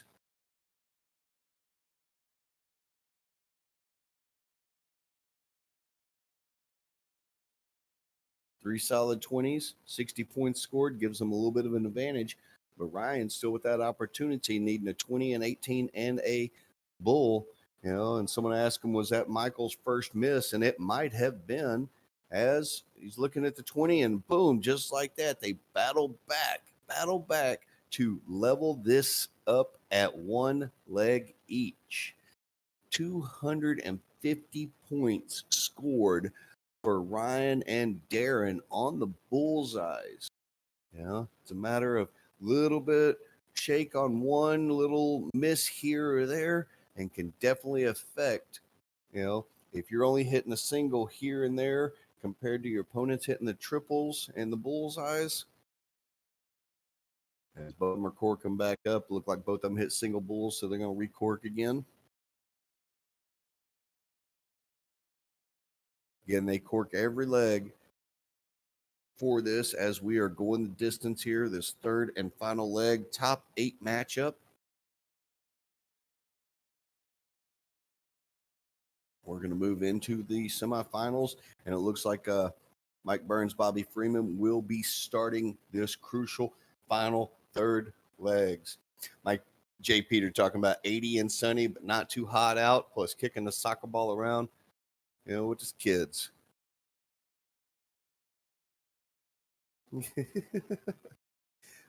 Well, I'm glad that in between a little bit of the family time with the kids, that you're able to spend some time with us and everybody else out here enjoying the darts. As only a 2 mark from Michael to start off, we'll see if Darren's going to be able to make him pay for not catching on the triple. And just like that, Big Daddy starting to find his groove. As a 5 mark answer from Darren.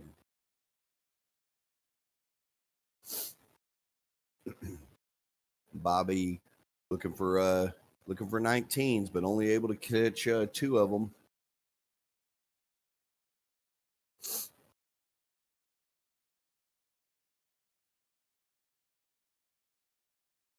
And it might be at this point, it looks like Ryan and Darren might start shifting into the next gear. But we're going to see how. Great answer. That's a great answer. Look like Michael Burns shifted his gears as well too. And Darren choosing to go back to the 20s for some more points. Took a shot over at the 18s. And back to the 20 for more points. Good solid play. Build up some points. Maybe take a shot at closing out a number.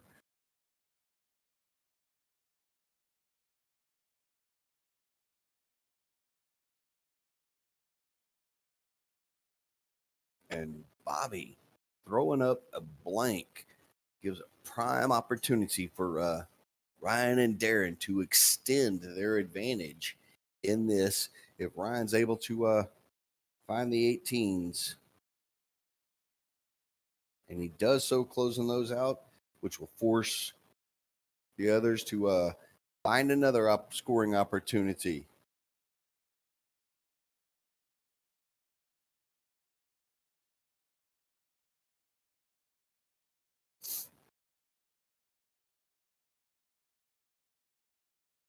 Big Daddy stepping up.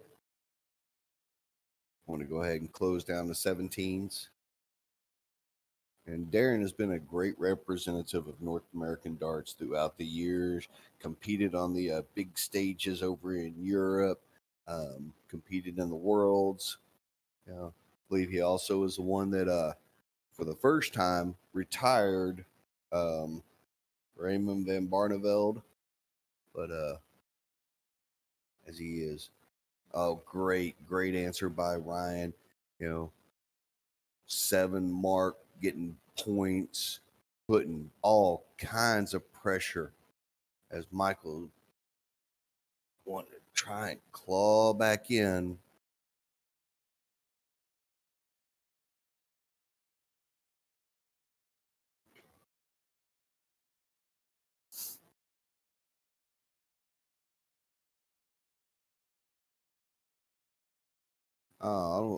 Darren's not going to be happy with those results right there, only hitting 115. As now Bobby has that opportunity to see what he can do. He has darts in hands to take a little bit more control of this. He's going to need more 15s than that. I believe that one might have caught a trip 2. Yep, only 2 scored. Ryan now wanting to close out the 15s. After closing out the 15s, he may go points or he may go to the bull. And he goes to the bulls, firing in a nice little double single combo to take the match. Boom. Just like that, folks. Ryan Vanderwhite and Darren Young win, advancing on, the two of them averaging over a 3.5 for this match. And they are moving into the semifinals. Hugs and congratulations for all of them.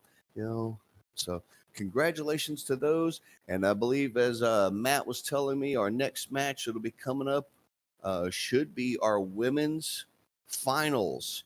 And our women's finals is going to be Jessica O'Brien and Brittany Jasinski playing against Angela Carl and Jennifer Orznak. Worizniak.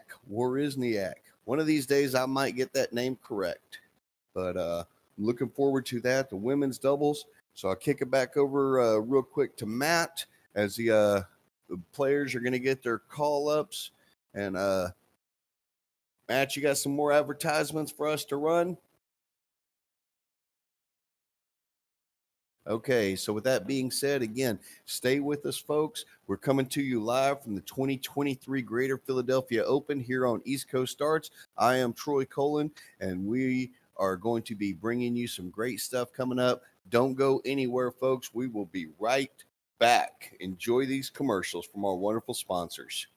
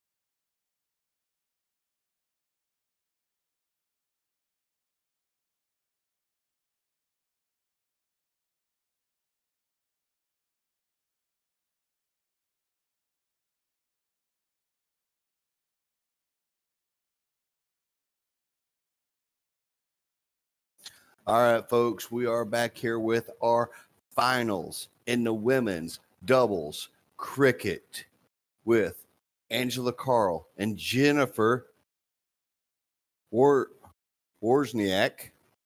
I believe Wozniak, that's how you produce it. Going up against Jessica O'Brien and Brittany Jasinski. And players corked it all up. We're getting ready to get underway. Wozniak. Somebody finally got me the proper pronunciation for her name. And it looks like Angela and Jennifer will be starting off. Again, this is a best of three finals. Women's doubles cricket, as both teams firing off. You know, Angela stepping up here. The opportunity, she may go with the 20s. May go down to the 19s. Let's see what style that she wants to do. And congrats to all of these ladies making it here into this finals matchup. As Angela connects on a couple of 19s and gets 20 points out there. You know, some of the guys in the chat talking about, hey, you're in Florida and you've got a match tomorrow up in Philadelphia and such. So just good little banter back and forth as Brittany's able to catch a trip 20 or trip 19, but a 7 mark right there, getting a point total back and closing off the 19s as Jess fires back with a 7 of her own on the 18s. Now y'all can see why both of these teams have reached to the finals as Angela closes off the 18s, gets some more points back on the 20s herself, forcing Brittany to have to shift down to next to the 17s. Yeah, that's a good, tough dart. That her second dart was in the double 17 and the third dart knocked it out. Oh my goodness. That was a tough little bounce out from her, you know. As Jennifer making her pay, closing off the 17s, you know, went back up trying to get a few more points. And we'll see how Jess handles the pressure going over to the 16s. As we have, man, all kinds of good stuff. Jen O'Brien saying her and Ryan Jr. watching and cheering on Mommy and Britt.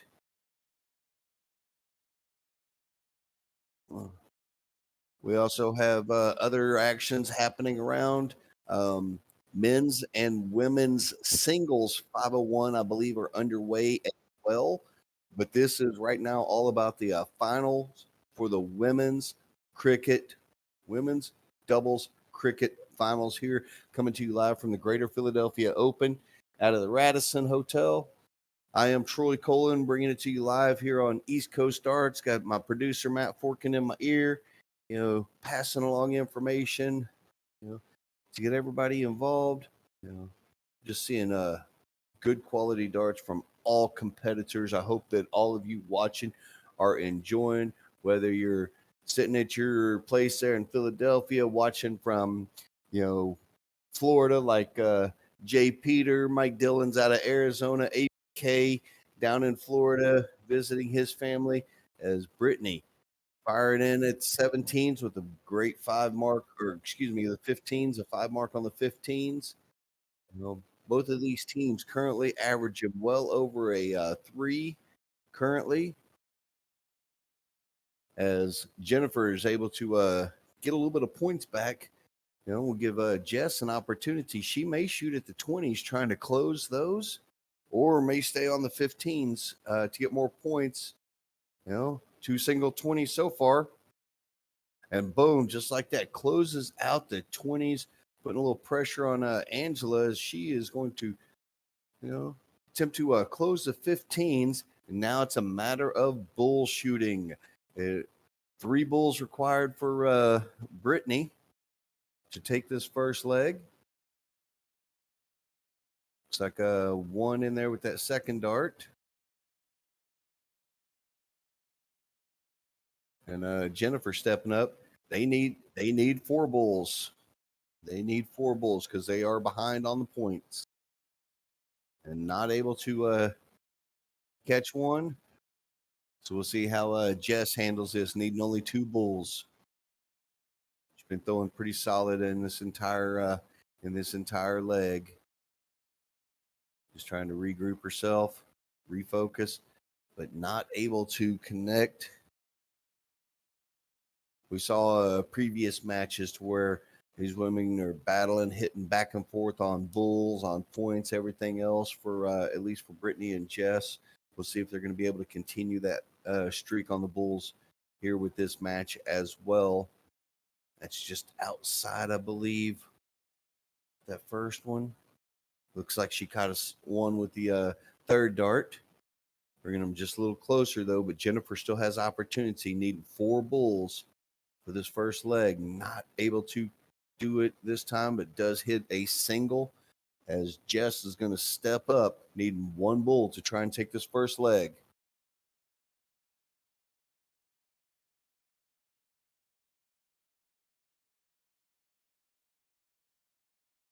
Drop that first one just a bit low, so she'll be able to come over top of it. And does so to take the first leg.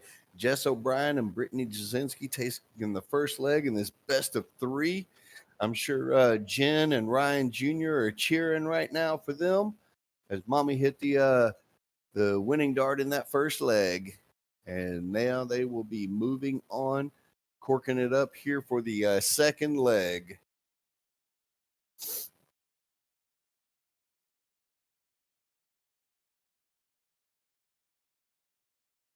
And it looks like Brittany and Jess will be starting off on this second leg here. See if they're able to continue their hot streak. They'd love to go ahead and wrap it up here on this, but I know that Angela and Jennifer will be fighting and not wanting to give up their opportunity at all. There's a good solid close on the 20s there by Britt. Beautiful 4-mark answer by Jennifer.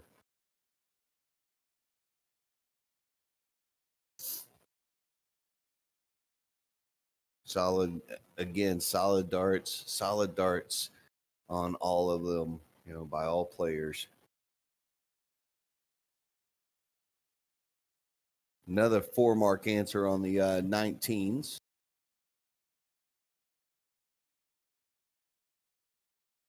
Just wanting to try and get the point total back. I think that first dart was actually still at the 20s. A happy accident that it went over into the 18s, but nice recovery with the 4-mark on the 20s. And we are in another point battle, ladies and gentlemen. We are in another point battle, and I'm loving it. These ladies throwing fire right now, throwing solid darts. As Britt, I like that. Goes ahead and closes the 18s also to give another option that they could point on as well. Meanwhile, Angela and Jennifer are going to be still working those 19s. Tough little kiss for the for that last dart. It inadvertently goes into a 3.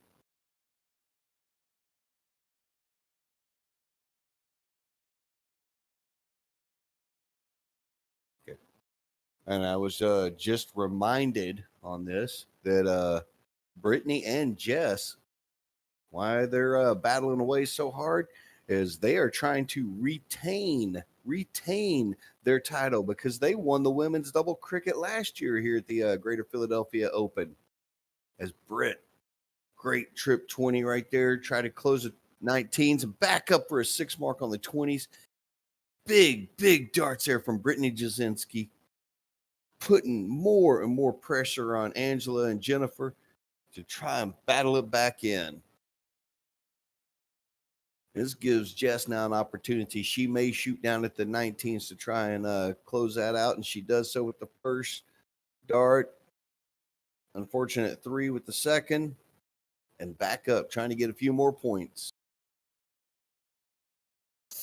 And yeah, Britt and Jess trying to hold on to their title from last year. 3 solid darts there from Jennifer.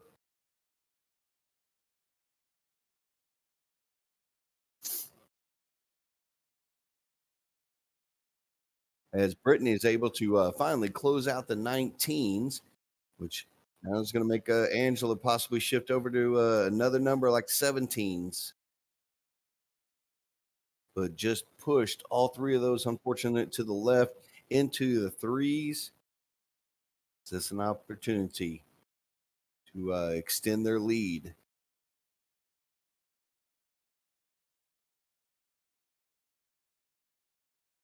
Well, Jess only able to get a single 17 right there.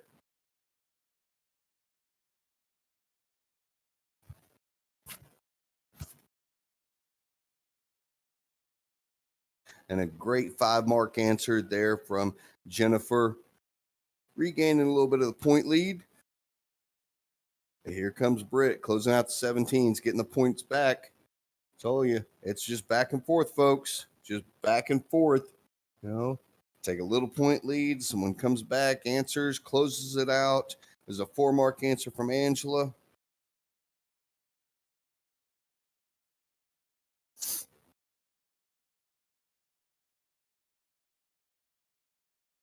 Good form on all the throws. Good follow through. You know, as now just through a blank, it's an opportunity. It looks like she took a shot for more points, closed out the 20s. We'll see how Britt's able to handle, try and get points back on the 18s. Great first start into the trip. Took a shot at the 16s, may go back to the 18s, and does so for a 4 mark on the 18s. This is what I'm talking about, folks. You can see why all 4 of these ladies are here in the finals. You can see why they are in the finals. They are just, tough bounce out with that third dart. That could be vital down the line.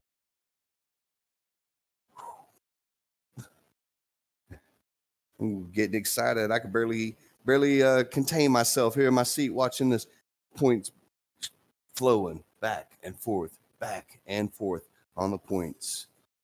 Darts firing away, a good rapid pace by all competitors. As 5 mark by Jennifer, getting the points back and closing off the 18s. Sure, people on the edge of their seats is another tough bounce out there by Britt. Tough bounce out, giving Angela an opportunity. Is she going to go for the 15s? Is she going to go back for more points as she goes? And only 2 single 15s. Opportunity for Jess. Jess needs to just control herself. I think she just calmed herself before that first throw. Closes them up, getting 30 points back. So now Jennifer trying to get points back on the 16s, may shut off the 15s as well. And she does so. We are on to the Bulls now.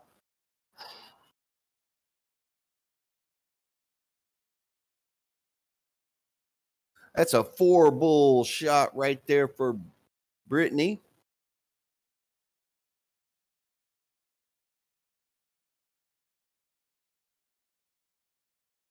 I think Angela's going to stay on those 16s the entire time, and she does. Yeah. We're seeing 5 marks, bull shots like crazy, everything else.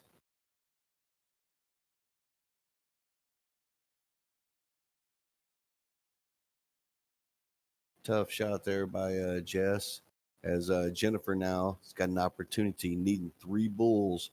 There's one. I think that's the second one. And just a little bit high with that third dart, I believe. See if Britt's able to hit some more bullseyes at this point. She got 1 in there. She needs another to regain the point lead. Not able to do it. So Angela's going to step up with an opportunity to take this to the third and deciding leg. She needs just one bull. And she does so, and we are going the distance, folks. I hope you are all enjoying this because I am.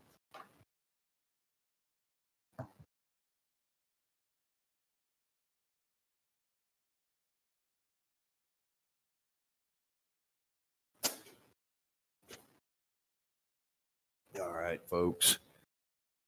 Oh, man. Had to get up, had to get me a little bit of coffee, keep going, keep the voice going out there because, man, this is nip and tuck battle, back and forth battles. Whenever you're watching this and seeing this, if you're not following on Dart Connect, just giving you that, those both scored up over 500 points each for that. 5 marks, 7 marks, 4 bull marks, everything else cranking away as we are now in the final leg here. Winner takes all as Jennifer and Angela starting off, closing off the 20s.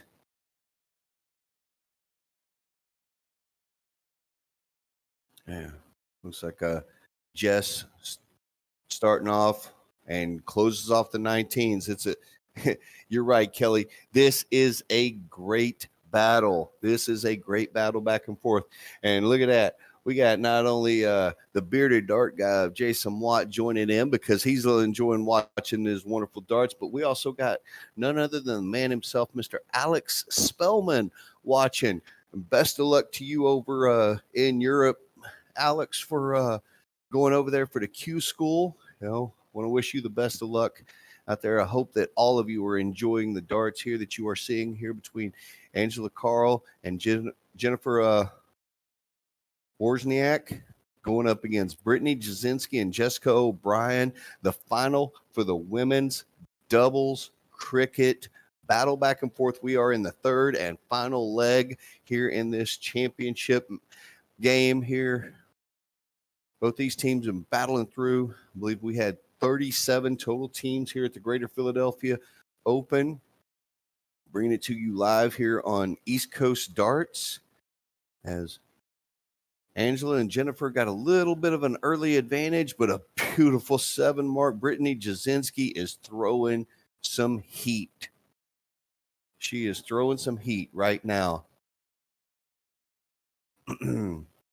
But I wish I could be there in person. Unfortunately, I'm just lucky enough that we can do this through Discord that I'm down here in Texas doing a little commentary as Jessica O'Brien, closes off the 20s with a great first dart and gets a little bit more points back on. So now the focus is going to shift down to the 17s for Angela. This is a good nip and tuck battle, back and forth, back and forth.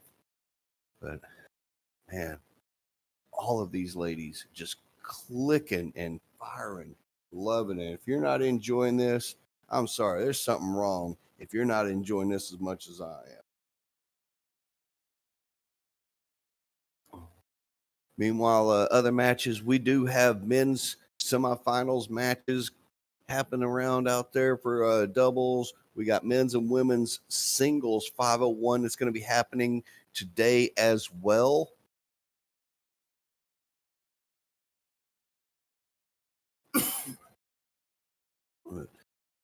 As Angela, I believe that's a 7 mark on the 16s to retake a point lead. We'll see how Brittany can handle. She's been throwing some fire darts, catches 2 18s, 36 points, but they are still trailing a little bit on the points. So we'll see if Jennifer decides to continue. And she took a shot to try and close the 17s and 18s. Back over, took a little look at the 16s, only able to catch a single 18 as Jess now, needing to get that point total back, looking for 18s, looking for more 18s, a little high with that third dart as well too, but they did get the point total back. Again, all of this brought to you on East Coast Darts with the help of all the wonderful sponsors that we've got. And is that a 7 mark on the 16s? Yes, it is. That puts a lot of pressure on these young ladies here. trying to answer back and only 2 mark on the 18s. Now Jennifer got a little bit better opportunity. She may go with that. Oh, she went for the double 18. Still wasn't able to close the 18s, but did get to close the 17s. Andrew Alam joining us there in the on Facebook. Welcome, Andrew. Hope you are all. If you are just now joining us, you are in the midst of a great finals here for the women's doubles 5-0 or cricket. Between Angela Carl and Jennifer Wozniak against Brittany Jasinski and Jessica O'Brien. We are in a massive point battle, back and forth, great darts. Little miss here, a little treble there, 7 marks, 5 marks, everything else, because all of these women, they want this title badly, as Brittany is able to get some points, but they are still trailing by 2 points. It is a solid, fast-paced action back and forth. Only a single 18. She did not close them, so Jess may stay up there on the 18s and try and continue with the points. That was interesting. Maybe she thought that second dart was in, but Jess does make her pay a little bit with the treble.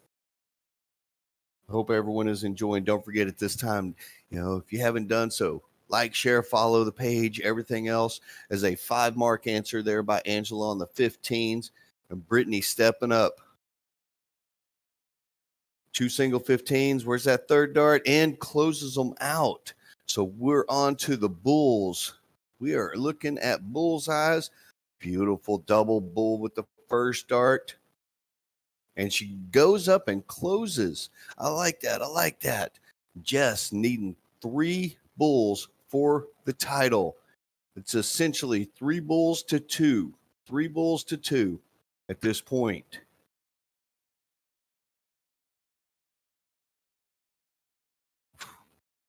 Sometimes letting let the darts play as Angela's coming up. I believe she only needs 2 bulls.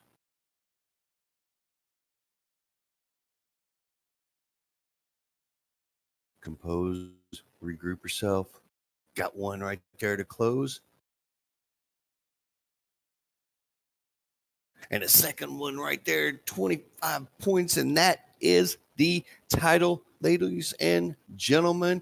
Your winners, the women's doubles cricket, Angela Carl and Jennifer Wozniak. Congratulations to those fabulous shooters. What an outstanding match. I hope all of you enjoyed it, because I know that I did. Wow. You're right, Brian. That was a heck of a match, battling back and forth. Meanwhile, real quick update. Men's doubles cricket semifinals. Currently, Timmy O'Brien and Mike Campagna are up 1-0 on Darren Young and Ryan Vanderwhite. And let me see if I can find the other. And it looks like in the other semifinals, David Walsh and Matt Arpin have defeated Joey Lana and Dominic Pagnazzi. So coming up soon as that other semifinal match is done, we will be bringing you the finals. We will be bringing you the finals for the men's doubles cricket. David Walsh and Matt Arpin will be playing the winner against Timmy O'Brien, Mike Campagna versus Darren Young, Ryan Vanderwhite, as they are in their second leg. All of these matches, of course, you can also follow along on Facebook with us, Twitch, and YouTube of East Coast Darts, or you can follow along on Dart Connect to watch your favorite players as they are out there as well too. So, wow, got to catch my breath after that last little match. That was just outstanding shooting by all 4 of the ladies. So with that being said, we got it kicked over to the hall. I'm going to take a short break, get a little water, let my pressure come down just a little bit after a great match. Congratulations to those ladies, and y'all can see what it means to everybody. Hugs, love, kisses, and everything. Great shooting by all of them. So, all right, folks, I will be back momentarily on the mic. So don't you go anywhere. We are bringing you the best of the best matches throughout the day, because not only, like I said, we'll have the final for the men's doubles cricket coming up here momentarily. Also, well, you can tell Lauren, yes, it looks like she is a little emotional, because that's telling you how much that they wanted for it all and everything. I don't think she knows that she's definitely on the stream, but yes, it's very much emotional. But along with the men's finals, we also have still today women's and men's singles 501. So all of that is coming on. So don't go anywhere, folks. We will, stick around with us. We'll be back momentarily.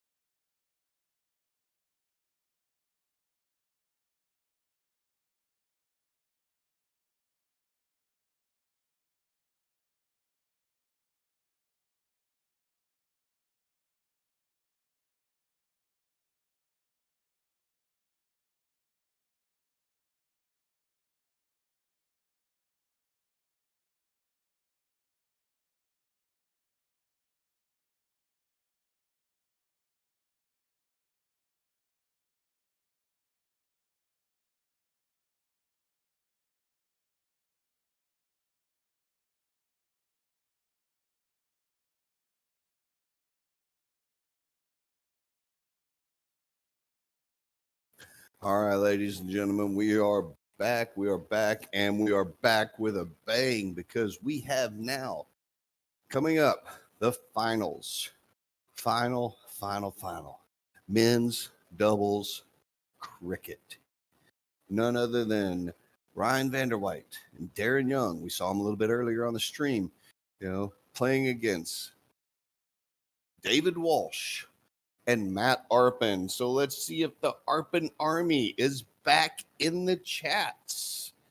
You know, Matt Arpin, you've seen him a ton of times throughout this entire little bit playing, and that's going to the quality of play that he is at. I think the guys are done with their warm-ups, getting ready to cork it up to see who is starting. Yep. Arpin Army, Brizzle's in there. Jonathan cheering on their boys. Just good stuff back and forth, Arpin, not sporting. It doesn't look like he's sporting his DPFL jersey this time. As Big Daddy fires up, looking for the cork first. Yep. It looks like we are getting ready to get underway now. As I believe Matt and David won the cork. And folks, we are underway, and I expect to see, for those of y'all just watched the match on the previous one, for our women's finals, we saw some outstanding darts, tons of triples and 5 marks and 7 marks and bulls and everything else, but you're going to be seeing a lot of the same. You're going to be seeing a lot of the same here from that. Matt Gerard talking about Arpin kicked his tail in the Seacoast Open. The way he is throwing, Matt has done a lot of tail kicking recently, but all of these players I know have thrown fabulous darts up and down the line.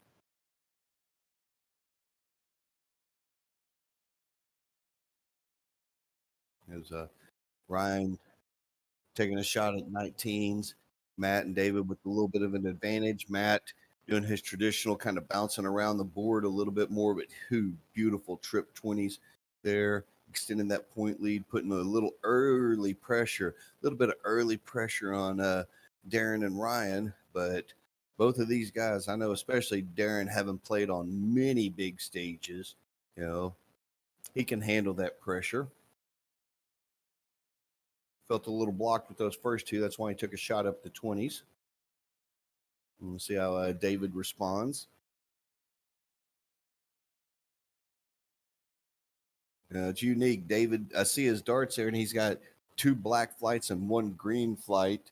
That some of those times, there's some players that might be a little peculiar about their the way, their darts look. They want them to kind of look symmetrical, same color flights, the same style of flights and everything else. But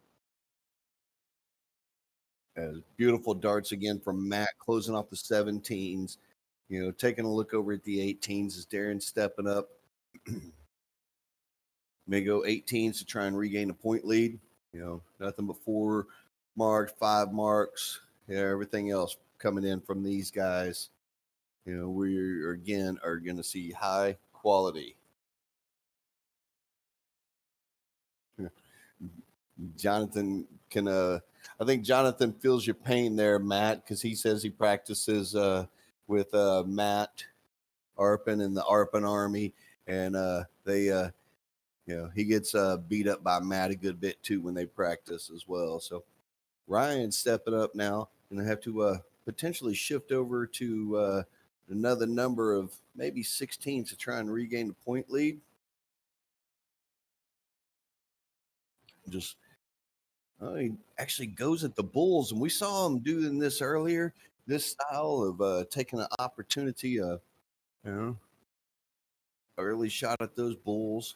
As Matt, only 2 single 16s, but we'll see how Darren responds. Big Daddy taking gander at the 16s, and catches a treble with the 3rd dart there. Nice shot there by Darren. Again, for everybody joining us here at the 2023 Greater Philadelphia Open, coming from the Radisson here on East Coast Darts. Bringing it to you live, I am Troy Colin.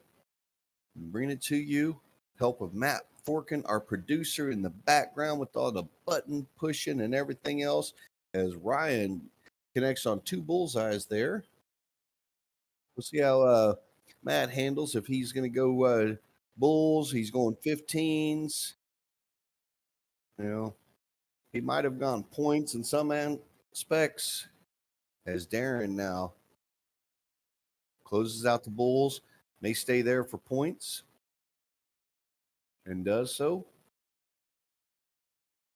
A nice 4 bull mark there for Darren Young, Big Daddy, showing why he was up on the stages at Ali Pali.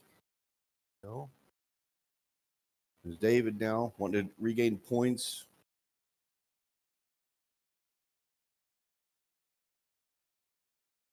A 5 mark on the 20s from him. Another little point battle. We're back and forth on the 20s, the bulls. All of these guys, worked their way through a tough field today. 81 total teams, if I remember correctly. 81 total teams that fought their way through, and 79 have fallen by the wayside. We're here to determine who our men's doubles cricket champions will be for the 2023 Greater Philadelphia Open. Ryan Vanderwhite, Darren Young against Matt Arpin and David Walsh. In the chats, the Arpin Army is chirping away. But I know Ryan and Darren have got their fans as well, too. I am just a fan of the darts. I've got no favorites. I'm cheering for everybody, and I'm cheering for good darts here. As we continue fight away. David closing out the 15s, getting a few points on that, a few points on the 20s. Going to keep Ryan and Darren having to fire at the bulls for their points. And voice in the background, if you hear him, that is the voice of Philadelphia Darts, Carl Flaherty, doing all the board calls. Huge shout out to him and all the staff there for the Philly Open. The hard work that they're doing behind the scenes as Ryan hits 2 more bulls. Again, building up the points. Matt's answering back with a 5 mark on the 20s. Just a great point battle back and forth. Great shooting by all these competitors. You can see why they are a high quality, high caliber, making it here into the finals as Darren 2 bulls and closes out the 20s. So may have to shift points or options for David over to either the 17s or 15s they can still point on, or he can take the option to shoot at the bulls to try and close. Catches a double with the second dart, need 1 more bull, and he decides to double it again to take the first leg for David Walsh and Matt Arpin, taking the first leg in this best of 3, throwing a 3.5 average for that first leg, as they will cork it up to see who starts the second leg. They are corking every leg as Darren fires in a single cork, not able to Matt not able to match it. So Darren and Ryan will start this second leg. Yeah, it is just good battle back and forth. These guys connecting, hitting triples, double on the bulls. Darren probably not going to be happy with those singles.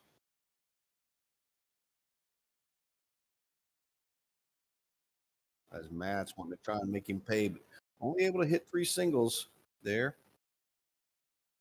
See how Ryan answers back and closes off the 20s, closes the 19s, add in 19 points, 5 mark for Ryan, taking a slight early advantage.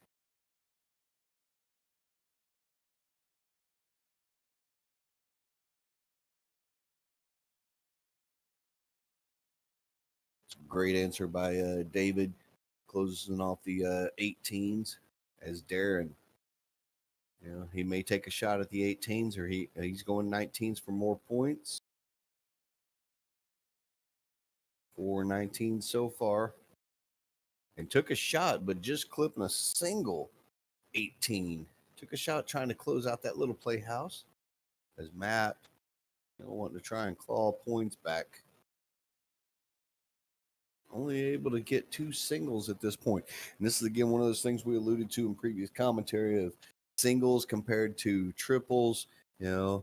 And I've been on both sides of it to where, you know, I'm only hitting singles, my opponent's hitting double, triples, and everything else, or vice versa. That, you know, one key little visit can flip a match on its head real quick and easy. But these guys, wouldn't surprise me to see them firing in some 9 marks in this as well. As Darren now with the opportunity to try and extend potentially a point lead. Took a shot, fired 4 17s right there. Not only did he extend the point lead, but also closed off. You know, and they have a early advantage in this second leg after losing the first leg. As Matt, again, only 3 singles. They're unable to find the triple.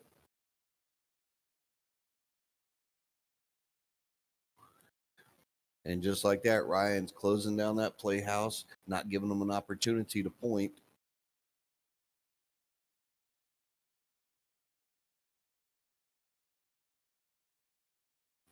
After the first art kind of blocked him a little bit, David went up to Bulls. Let's see how Darren's able to. He takes fire at the Bulls, closing those. Single double, looking at 15s for the leg. Only a single right there. That pretty much forces Matt to throw nothing but 15s.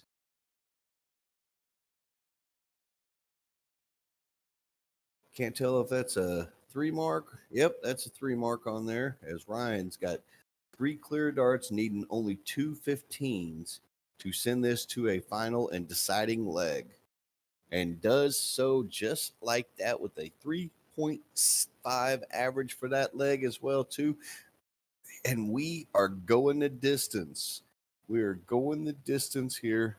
Man, it's just good stuff. I love this. You know, how many of our final matches that we've been watching here have gone all 3 legs, you know, all the way to the end, you know, as looks like David and Matt have won the cork, and they will be stepping off first in our final deciding leg here at the 2023 Greater Philadelphia Open. This is the men's doubles cricket finals. Ryan Vanderwhite, Darren Young, Matt Arpin, David Walsh battling it out to see who is the champion of the Philly Open for our doubles cricket, as Darren, great first dart into the treble 19. Getting a little points back. Is he going to stay there or go and take a shot at the 20? And he took a shot at the 20, only able to hit 1.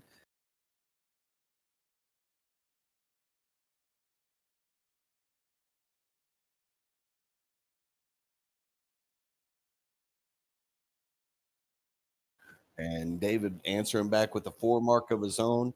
Telling you folks, this is nip and tuck, back and forth, back and forth. You know, who's gonna crack first? That's what we're gonna see. Is Ryan a 4 mark of his own on the 19s? Matt stepping up, wanting to try and get some points back on the 20s. And a nice 5 mark on the 20s. Again, just back and forth, ladies and gentlemen. I hope you are enjoying the darts. I am definitely enjoying it. You know, ABK jumping in the watching us. He was on earlier talking about the dart tournament travels.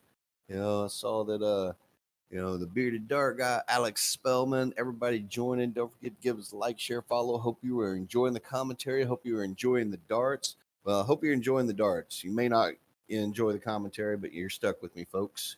As David great darts, a 7 mark, closing 20s or 19s, 18s, and getting a few more extra points on the 20s.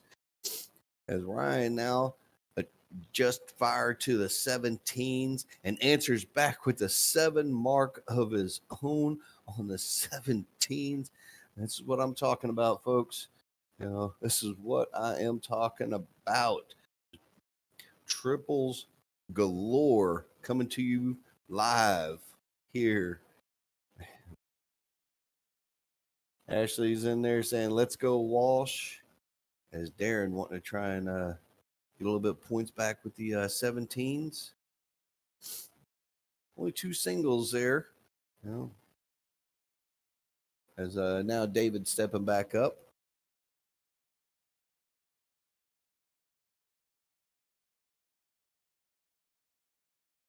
Two singles at that first. He closes them all out. Yep. Now it's going to, again, one starts pointing, one starts closing. They got to adjust, shift fire over trying to find another. Ryan with 3 single 16s. We'll see if Matt's going to go after those or if he goes after points. He's going after 16s to try and close them out, shuts them down with 2 darts, and back up to the 20 for a few more points.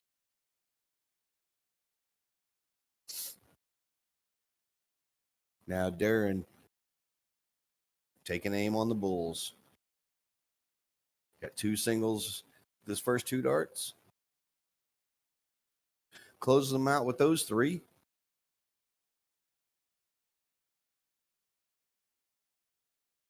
Be an interesting strategy to see which way David goes. He's going right at trying to close the bulls. Doesn't want them to start pointing like crazy on the bullseyes. Got 2 singles with his first 2. Oh, and tough kiss, but it does kiss up into the 20 for 20 extra points. And it gives Ryan opportunity. Gives Ryan that opportunity to gain points back on the bullseyes. But luckily for Matt and David, they still have opportunities to point on both the 20s and 18s, as Ryan is only able to connect on 2, and they still have a point advantage. So Bullseye needs a triple 15 for the match. And boom, just like that, folks. That's what I am talking about. Just like that, folks. There are your champions for the men's doubles cricket. Matt Arpin, David Walsh, defeating Darren Young and Ryan Vander White, 2 legs to 1.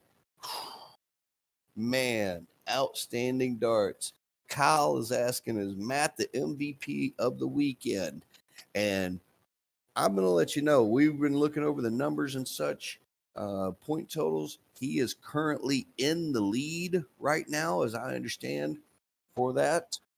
A very commanding lead, as what I'm just told in my ear by my producer, Matt Forkin, that if he carries on, keeps up that way, he will be winning the Ray Chesney trophy as the MVP for the men out there.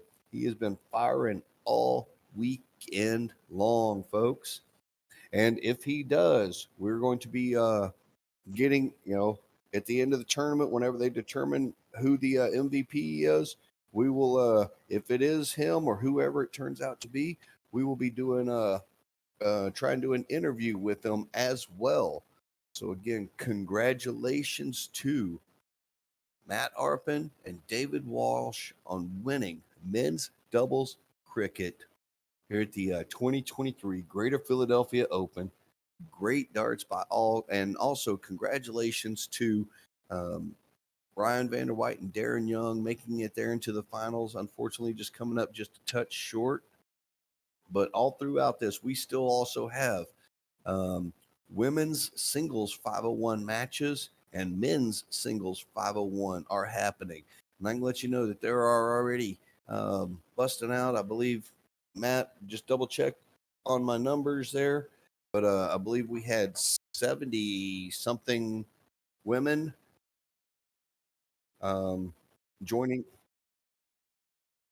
Okay. I believe there were 70 something women in the singles. you know, and he's going to get me those doubles or those totals here shortly. But man, and I know that as I'm looking through, do a quick little thing. I know that there are already some top 16 matches going on in the women's singles for 501. I know Tracy Firetag is playing Samantha Weber and Jess O'Brien playing Jamie Spengler. Some top 32 matches with Tracy Levine and see Courtney Irwin has just defeated actually Tracy Levine. Brittany Jasinski and Trina Iriosis are playing. Angela Carl, who we saw earlier in the winning the women's doubles cricket, is one up on Dana Mincevic.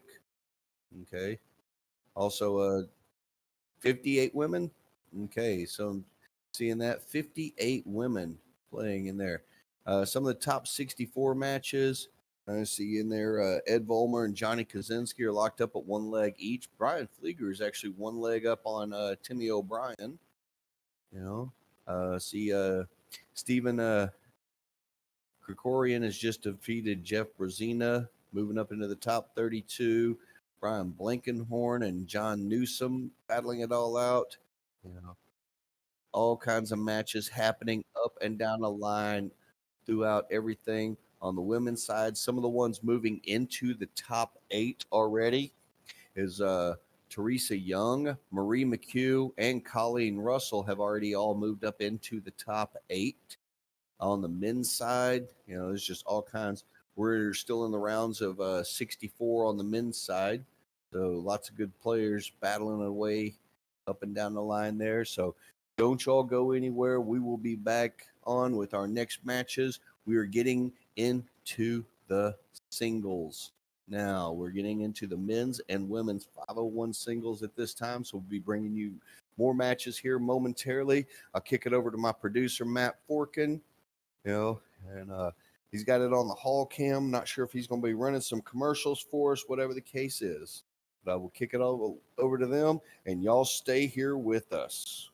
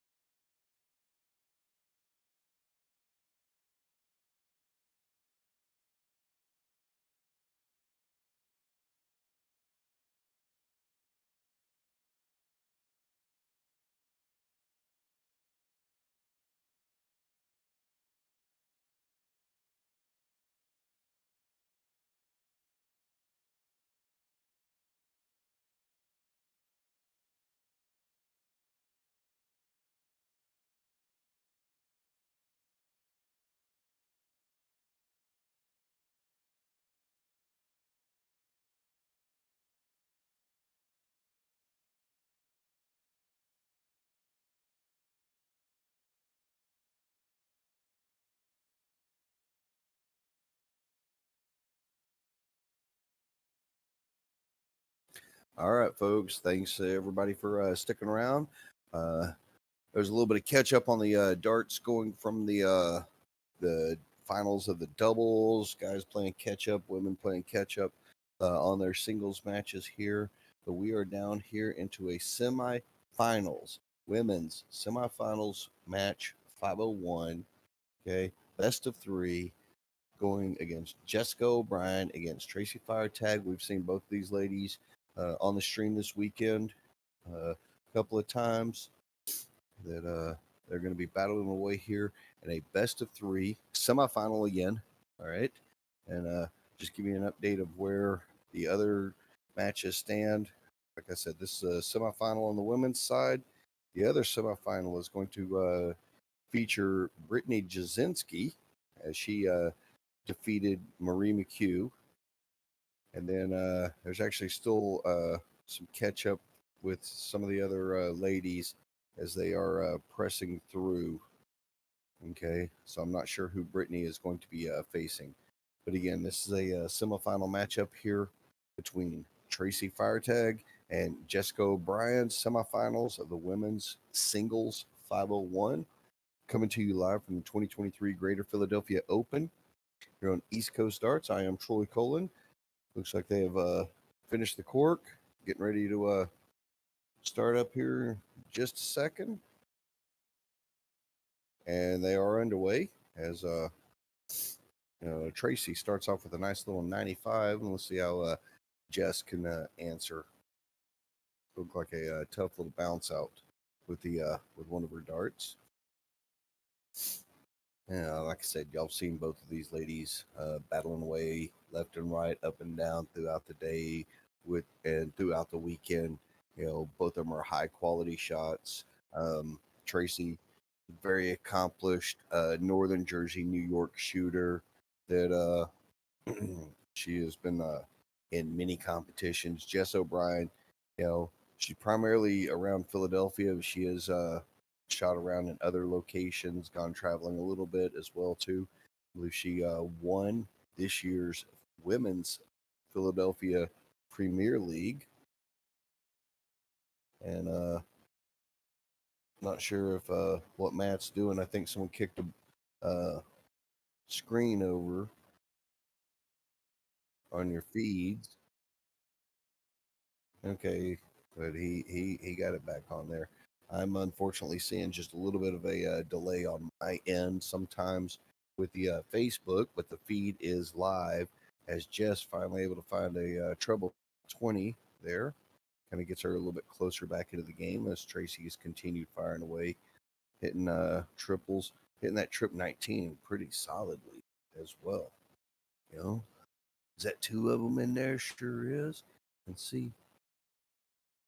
Oh, a nice double pull for 164 scored, leaving her on 42 with Jess back on 334. Great shooting by Tracy there.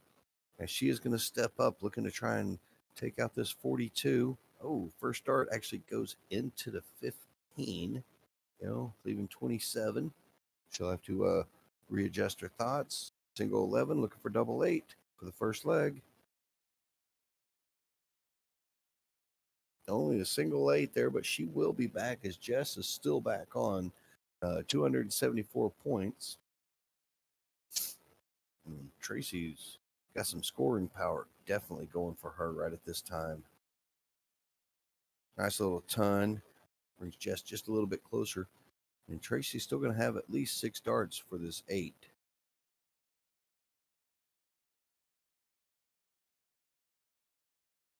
Single 4. Outside with that third dart. See what kind of pressure she can, see what kind of pressure Jess can put her under. Trying to get this down to a workable, manageable out. 45 scored. We'll leave on 130 or 129. As Tracy now stepping up, eyeballing the double 2. It's a semifinal match here, best of 3. Best of 3. And that is a bust from Tracy. She'll not be happy with that result. As Yes, with 129 remaining. Y'all may see Jess periodically looking at her watch. She's got a little out chart on her watch that she likes to look at. 110 remaining. Oh, all right. 90 remaining after that second dart. So she went over to the 18, to leave on 72. Tracy still again wanted to hit the and just wrong double there, hitting a double 17. She is allowing Jess to work her way back into this match. Now she may go with the 16s or the 12s, depending. She goes 16, trip 16, leaves double 12. Just outside. And catches it there. So after a number of missed darts from Tracy, Jess is able to claw her way, fight her way back in, depend upon the missed doubles, to take that first leg. Great recovery there by Jess to come back and keep fighting, and she will start this second leg here in this best of three semifinal for the women's 501 singles. We saw them battling out earlier on cricket with bulls and trips left and right like crazy. So we know both of these women can shoot. They can hit their targets. They can hit the triples. They can hit the doubles. They can hit what they need to. Unfortunately, just a couple of wayward darts at the doubles for Tracy allowed Jess to take the first leg. But I know she is not going to be too upset, and she will work her way back to get back in and try and take control with this second leg. As again, she's adjusting back down to the 19s and back in that triple 19 again. 96 scored. See a number of people, Danielle and Jen, both saying, let's go, Jess. Even Mike saying, let's go. I'm just expecting great darts from all of them because that's what they've done. They have battled their way through. Double check with the producer, Matt. I believe it was something along the lines of 77 women I'm sorry, 58 women that signed up for the singles, and we're down to our finals, our semifinals here. So 58 women, and I'll try and get you a count on the men's side because we've got men's singles 501 also happening around. There's some top 16, top 32 matches going on as well with that. As Tracy firing in nice another little 59, a little bit point advantage again, but we can see, like earlier with the doubles, where you got to be able to hit your doubles to take it out. The scoring and everything is really good, but connect on that outer ring to take the match completely. Wasn't sure if that was my producer in my ear or just some background noise that I heard. As Tracy is down to an out first with 128 remaining.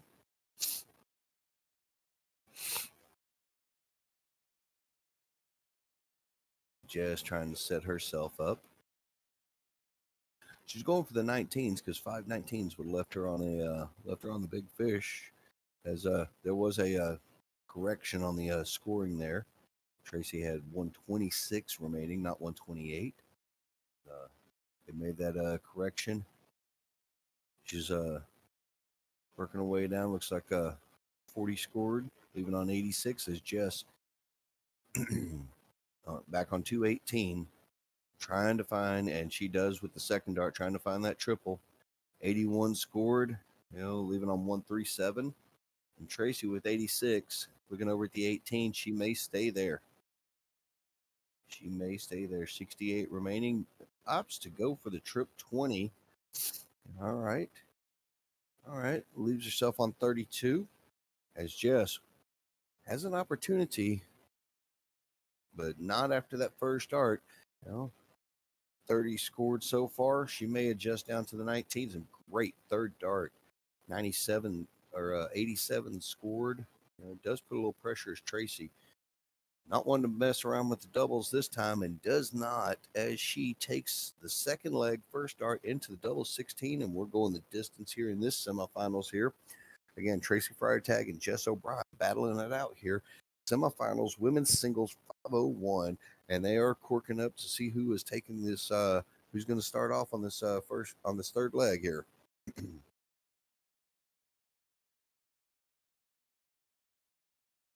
Yeah, both of them firing away at the court. Both of them want to lead this off, and I think it looks like Jess may have taken the court. Nope, Tracy did. My bad. I was looking at the wrong darts, and I should have known Tracy's darts, as they are her signature darts available through Dirty Jersey Darts, one of our sponsors. So if you like the look of her darts, go out there, Dirty Jersey Darts, order up a set of Tracy Firetag darts. The stuff from Dirty Jersey Darts and David Garfinkel and the outstanding work that he does. Sponsorship of partners, players, everything else up and down the line. Jersey designs. Want to get a custom jersey made? Go see him.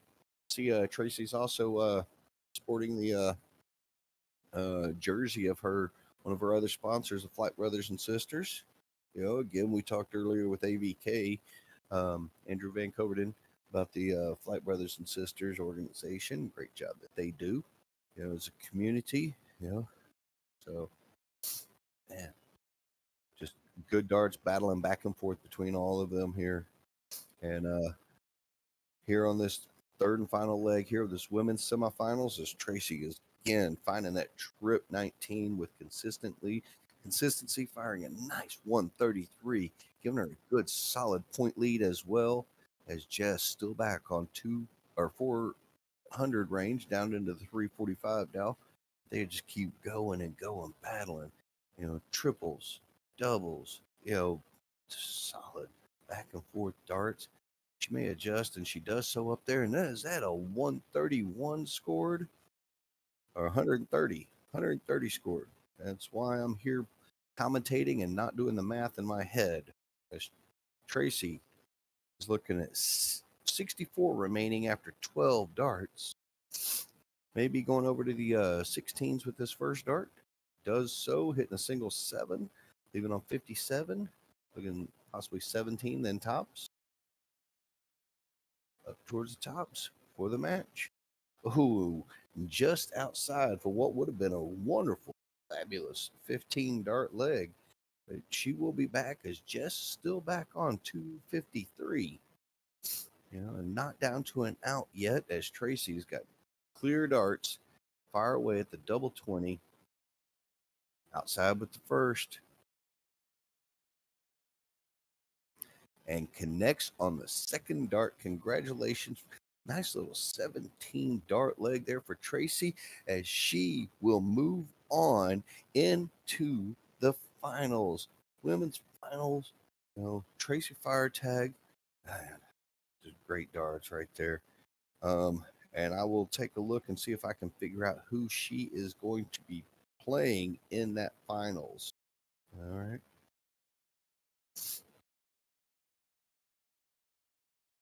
And maybe. Okay. All right. Yeah, I see right now. On the women's side, it's still a top 8 match. Jennifer Wawrinski is playing Colleen Russell right now, a top 8 match. Okay, that match, as soon as it is done, the winner of that will be playing against Brittany Jasinski. Okay, she's waiting on the winner of that, and then I will let you know next up here on the stream. We're going to be bringing the women's finals to you, but next up on the stream here, it's going to be on the men's side. I'm trying to find out if that's going to be a top 16, top 32 matchup. I think it might be a top 32 matchup. Or a top 16 matchup. It's top 16 matchup. We've got the man, the myth, the legend himself, one who's been tearing everything up, Matt Arpin, who is in the hot seat in the runner, the pole position for this year's MVP. He is going to be playing against Ryan Dreyer. Ryan Dreyer was last year's MVP here at the Philadelphia Open. Battle of MVPs. Yeah. As I look through some of the others that have advanced already from the matches, I see Michael Burns has moved into the top 8. Levi Bilger and Anthony Rolfing have both moved up into the top 8. Up into the top 16. Patrick Gibson, Jonathan Gambino, Frank Watkins, Joey Lanau. Our next matchup, Matt Arpin and Ryan Dreyer, Dominic Bagnazzi, Alex Astromovich, Rob Cuthill, Ryan Sweeney, and Jason Yoder. All of them have moved up into the top 16, and matches going on currently. I see Alex Astromovich and Rob Cuthill are underway in the first leg. Brian Sweeney and Jason Yoder, they are playing, and it's currently in the third leg, locked up 1-1. Matt Traub is playing David Walsh, and they're in the third leg, also locked up at 1-1 as well. So, also another top 32 matchup that is happening. Oh, I just saw David Walsh has just defeated Matt Traub, so he'll be moving up. But also see Johnny Kaczynski and Gino Florian are just underway as well. So Johnny Kaczynski and Gino Florian, they're battling away. I got to double check. I'm not sure if that's a top 16 or a top 32 matchup. I think that might be a top 32 matchup. Yeah. As I'm getting all these different things feeding into my ear, here's back and forth as well. But that other, on the women's side, that top 8 matchup, got Colleen against Jennifer. They are still in the first leg. And looks like both of them are down to their outs. So you can always follow along with the Kelly Gallagher is talking about the Dart Connect page seems to be down. I'm getting error message when I click to view a match. I can tell you I have just clicked on multiple matches there, Kelly, and I'm not really having any issues with this. Yeah, I just clicked on a match. You might want to possibly reset your stuff. You know, one of the outer matches, which would have been good. Johnny Kaczynski against Gino Florian. They're battling away out there. So, yeah, just good stuff coming all up. And so don't you go away, folks. The weekend is not over. We still have tons of great matches coming up next. Again, Matt Arpin against Ryan Dreyer. We're going to be up here on the board here in just a few moments. Looks like the players are there starting to warm up as well, too. So I'll get my producer, Matt, to kick the camera angle back over to the board as we get ready to knock this out.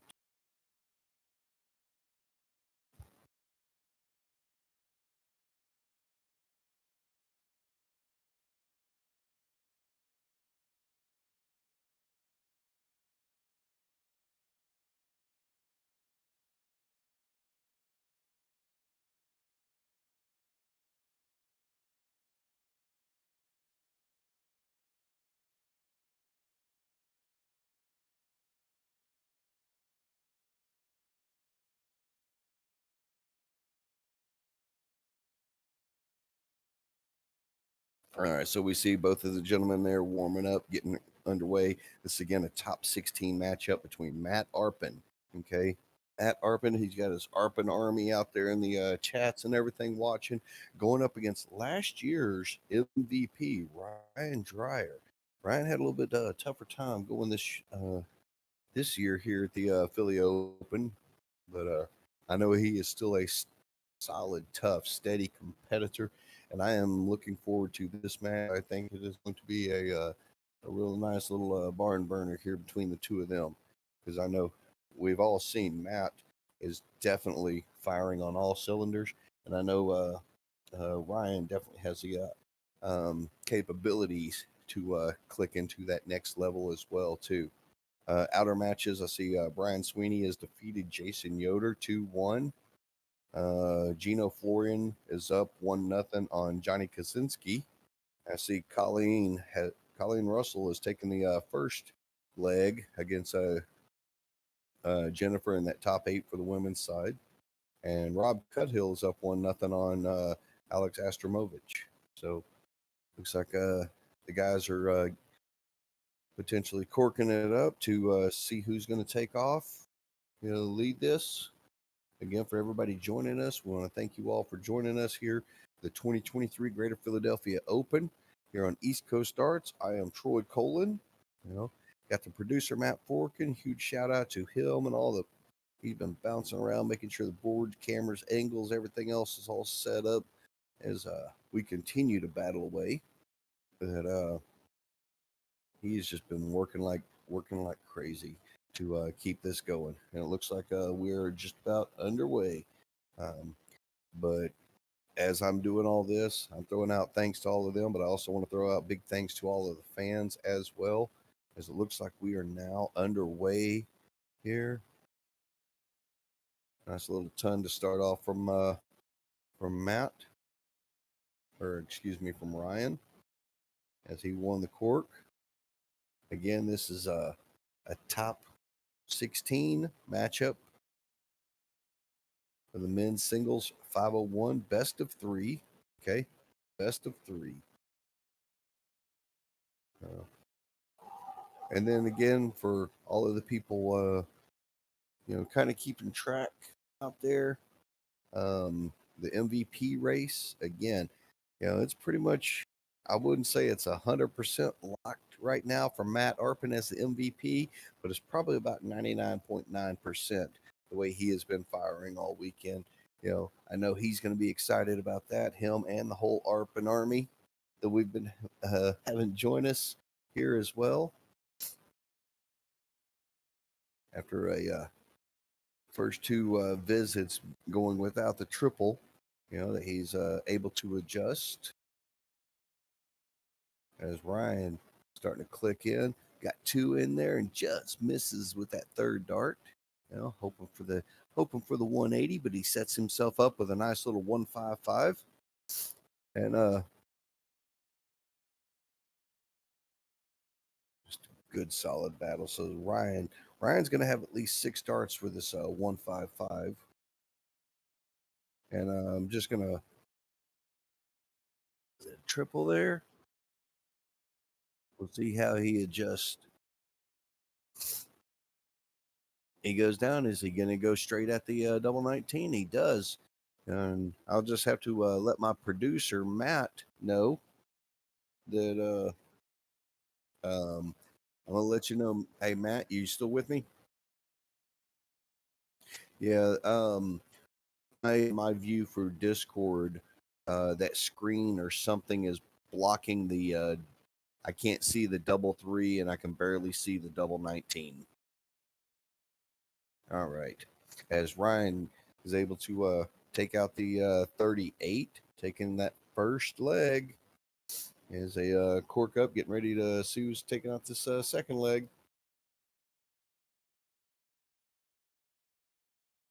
And there's just good darts right there. Nice little 18 dart for Ryan. And now that's much better right there. Now I can see it a little bit. As they are again cork. See who's going to start the second leg.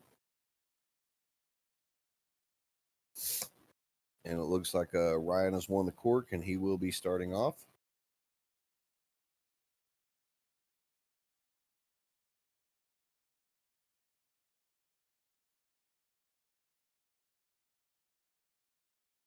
Is that a 180 filling up the lipstick for Ryan, putting early control and pressure on the darts of Matt Arpin here.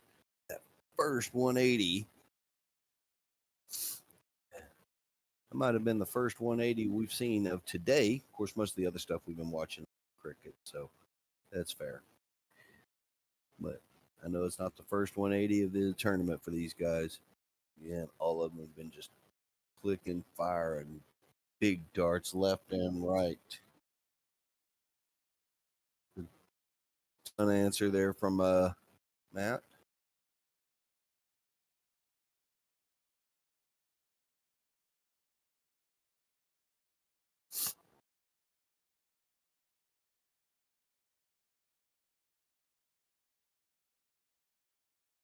Ryan's going to try and get this 231 down to a manageable. Wants to get it down to an out. Needs to find a triple. I think connects there on the third dart. 85 scored down to 146. He'll be down to an out first.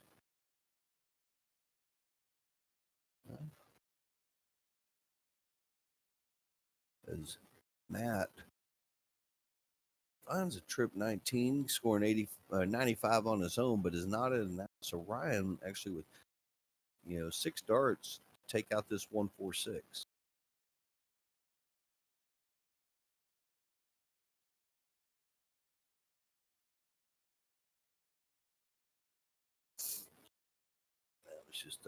Ryan was just double checking on the scores there. 80 with the first two, leaving him on 66. May go with the potentially at the trip 10. Just double checking on that. He goes over to 16s there. I think that was 87 scored, leaving him on 59. He will be back, but under what kind of pressure, we will see. 59 remain for Ryan. Single 19, looking at tops for the match. Oh, and he dropped that one low and connects there for the third dart to take this match. Moving on, that is again Ryan Dreyer defeating Matt Arpin. Yeah, both these dudes are good. Camp, both of them are good. So we'll see who we get up on our next match here. We'll kick it over to the hall out there. Maybe get Matt to run us a commercial. As real quick before we do that, let you know that Colleen Russell and Jennifer Wozniak, which is a top 8 matchup, they are locked at 1 leg each. So, Matt, what do you got coming up next for us? If he is there.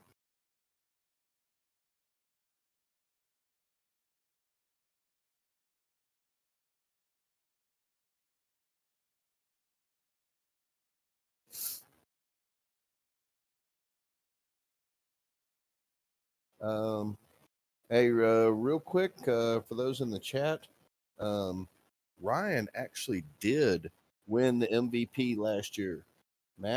Ryan actually won the MVP. Timmy had the chance, but he failed to play in the singles 501 last year. Okay. Yeah, so Ryan won the MVP last year. So, all right. So, what do we got coming up next, Matt?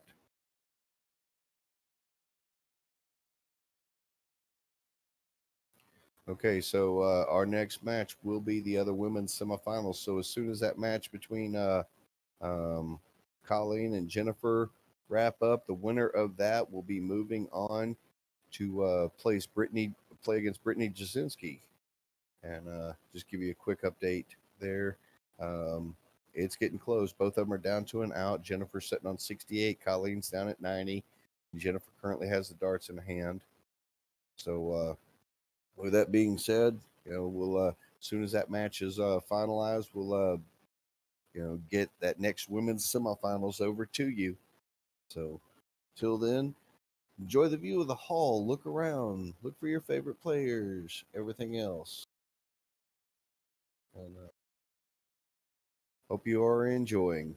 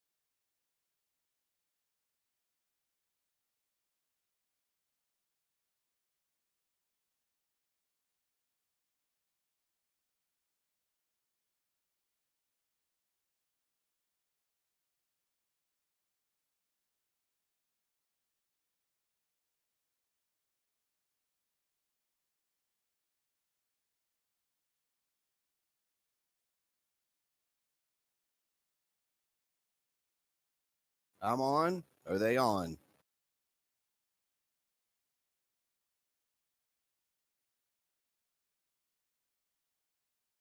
I'm on. Okay. All right, ladies and gentlemen, I think we're trying to work it around here. Set up right now. We had our MVP presentations by Carl and the guys up there at the staff. You know, Rick Archangel and the whole crew through the whole point totals and everything. We have our two MVPs, and I will let you know, ladies and gentlemen, and I'm hoping that we've got them here for an interview. You know, I'm not let me double check. Yep, here they are. I got them both. Yeah, you see them right there. Are you kicking it over to where the people can see them, Matt? I'm just wanting to double check on this real quick. Okay, he's not able to get them onto a screen, but I am joined by none other than Mr. Matt Arpin and Miss Tracy Firetag.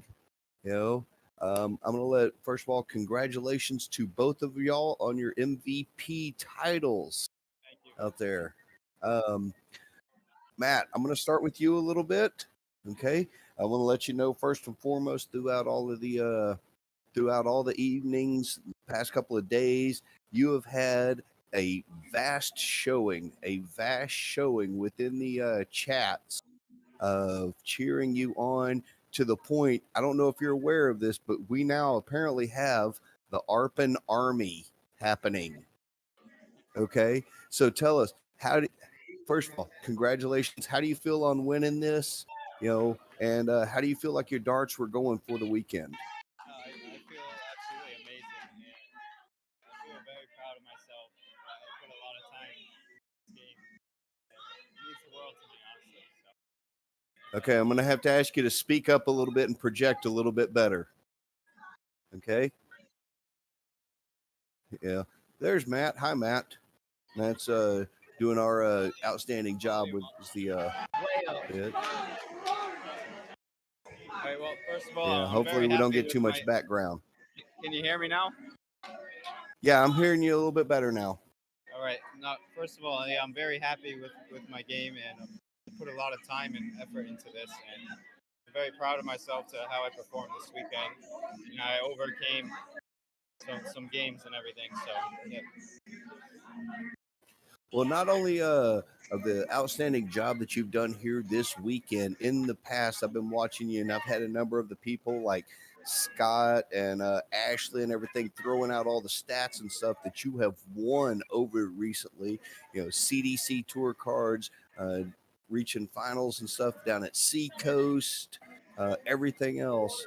So,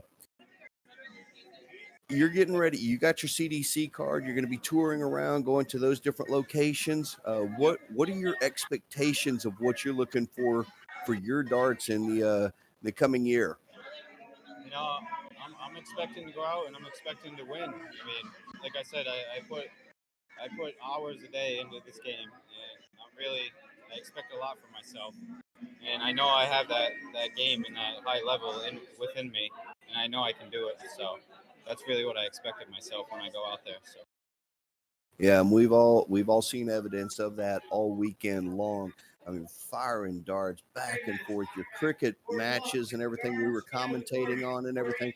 7 marks, 9 marks, multi bulls, big outs and 0-1s. It was great watching you up and down the line. Okay. So, what I'd like at this time, if there's any family, friends, sponsors, anything you'd like to give shout outs to at this First of time. all, I'd like to thank my family. They have all the support in me, and they believe in me.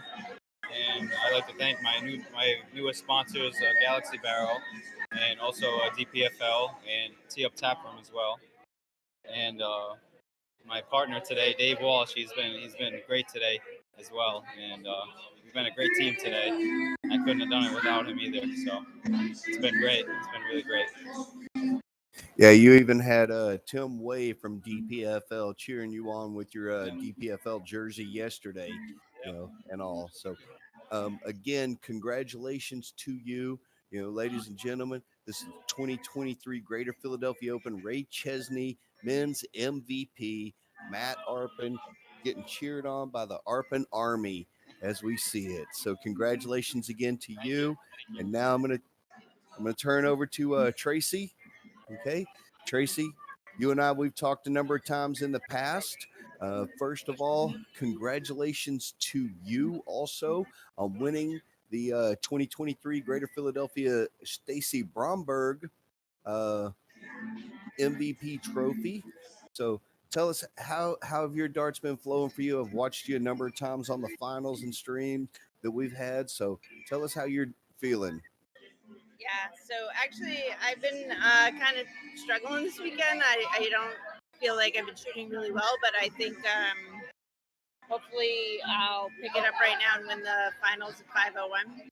But I just want to say also that this award is so meaningful to me for so many reasons. But in 2017, the same day that Stacy Bromberg passed away, my mom passed away. And since 2017, this is the third year that I've won the Stacy Bromberg MVP award. And so I love this tournament. It has so much meaning to me. Last year, I lost in the finals of 501, and I lost the MVP to Autumn Harrison, who's an unbelievable shot. I lost to her last night in the finals at cricket. Anyway, it's a phenomenal tournament, and they do a great job running it. I'll never miss it, ADO or non-ADO. I'll never miss it, and I'm just so happy to be here and so proud to have this award for the third time out of 4 years. It's funny that you're mentioning that you felt like you were struggling on your darts this weekend, but I'm sure that there are a lot of women in that room right now that are thinking, well, she didn't struggle against me, but I know the quality of play that you normally, that you have. And I know even if you struggle a little bit, you're still an extremely tough competitor. Thank you. Well, hopefully I'll have it enough to win the finals. And actually, I'm hoping to. Oh, it looks like I'm gonna get to play my her and favorite rival, Brittany Jasinski. I'm hoping that's what she's doing, is warming up for the finals there.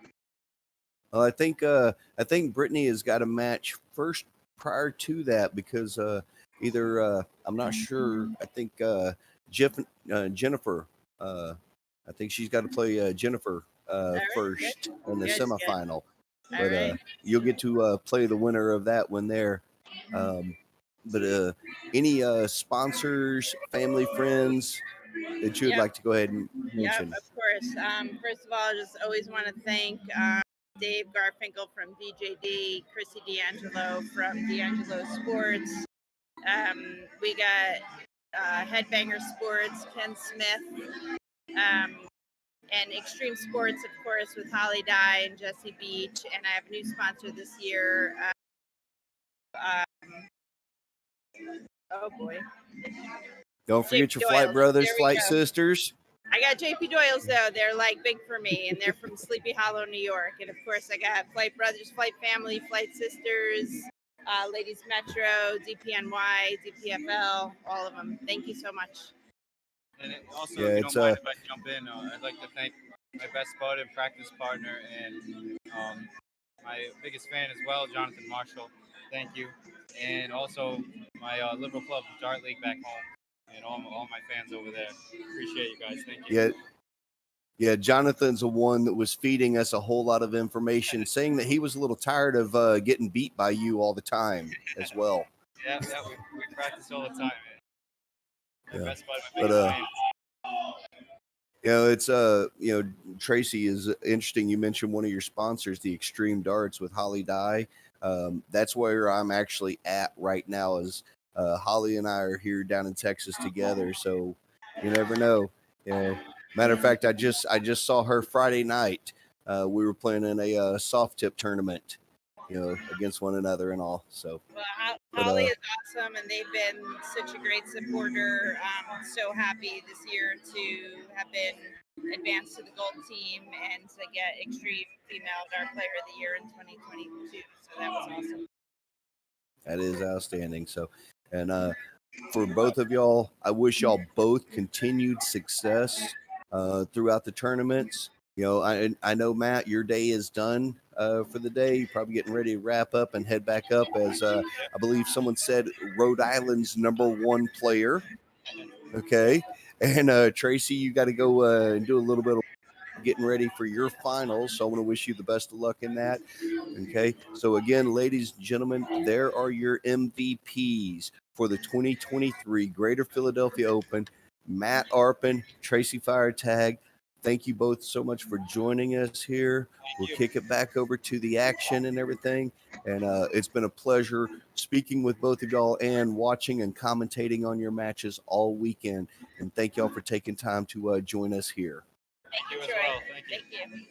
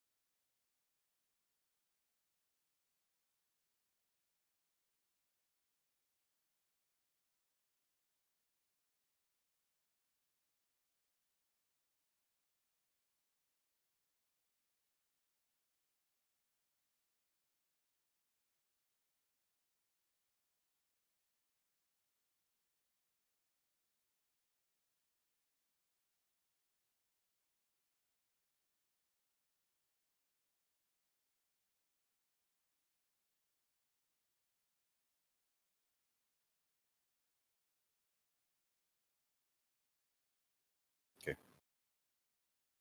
All right, ladies and gentlemen, we are back live. Getting ready here. We got our women's semifinals here with Jennifer, Jennifer Wozniak going against Brittany Jasinski here. Best of 3. Okay. That these women are battling away, and the winner of this will be playing against Tracy Firetag as both players start getting underway, scoring points, big battles. Nice little 140 there from Brittany to get things going. Appreciate both of these ladies. They were kind of paused a little bit while we were doing our interview here, but Nova said Andy. All right. So, but all I know is both players are going to be just clicking away. It's going to be a relatively fast-paced match, I feel, as well, too, between these shooters here. Both of them are battling their way through 58 players here into the semifinals. Again, the winner of this will be playing against Tracy Firetag, who we just had on there as an interview, as our, Stacy Bromberg MVP for the 2023 Greater Philadelphia Open. As we just keep plugging away. Meanwhile, not only is this still going on, we still have men's singles action happening, men's singles 501 action happening. I'm trying find the results and give you a little bit of rundown on that as well. As both of them continue just clicking on big numbers. I know in some of the other actions on the men's side for the singles. Moving into the semifinals are Brian Sweeney and Levi Bilger. Brian Sweeney and Levi Bilger. Meanwhile, others still playing it out. I believe we got Ryan Dryers playing David Walsh, and Michael Burns is playing Gino Florian, and both of those are locked up but one leg each. So we're getting down to our semifinals action here momentarily with the men's side, as Brittany, sitting on 112 remaining at this point. Just over, 38 scored there, leaving herself on 174 or on 74 as Jennifer still back on 196. Just needing one or two triples would put her right back into the action. That third dart just slipped out of her hand a little bit, as Brittany with 74 remaining. Beautiful first dart, looking at double 16 to take this first leg. Oh, just outside with those two is Jennifer stepping up. She will have an opportunity. She's going to have an opportunity there for this 156, but needed two triple 20s to have a look at a double. Oh my goodness. So they were just continuing the battle as Brittany now 32 remaining and connects with the first dart, taking the first leg. So Brittany Jasinski is taking the first leg in this best of three women's singles 501. This is the semifinals.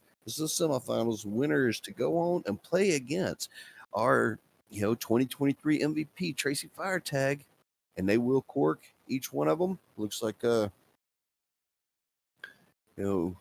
Brittany has won the cork. We'll start off this second leg. I'm watching Brittany and her partner Jess O'Brien this weekend, and Brittany's been hitting some solid darts, good trebles here and there, But Jennifer, coming off of her victory with her doubles partner Angela in the cricket doubles, I know that she can fire away with those darts as well. See, Anthony Eugenia has joined us there on Facebook. Welcome, AE. Him and his the great organization with the Championship Darts Circuit and the wonderful work that they do. Always glad that he's able to join us here. We're coming to you live. This is still it, folks. This is day 3 of the Greater Philadelphia Open, coming to you live on East Coast Darts. We've still got a few matches left, so don't run away. Don't run away. You're going to miss the final action of a great tournament as we keep going. It's a nice little trip 19 by Brittany to keep it going.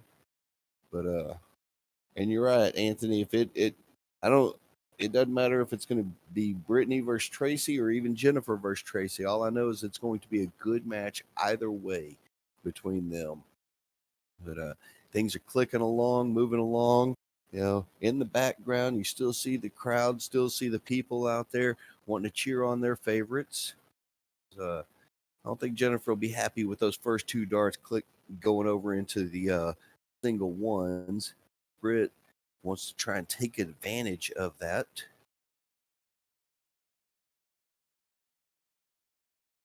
Working her way down, want to get down to the doubles. Best of 3. Brittany's up 1-0. It's been a long weekend for a lot of these shooters. A lot of darts thrown in the air. Probably going to be some icy hot applied to shoulders and elbows following this weekend. Just good, great fun. Great community, great family, great organization with Carl, Ricky, Gail, Lenny, all the others that have been working behind the scenes to keep the tournament action flowing, providing great matches to us on the board here so that we can bring them to you. We appreciate all of our sponsors that have been helping us out.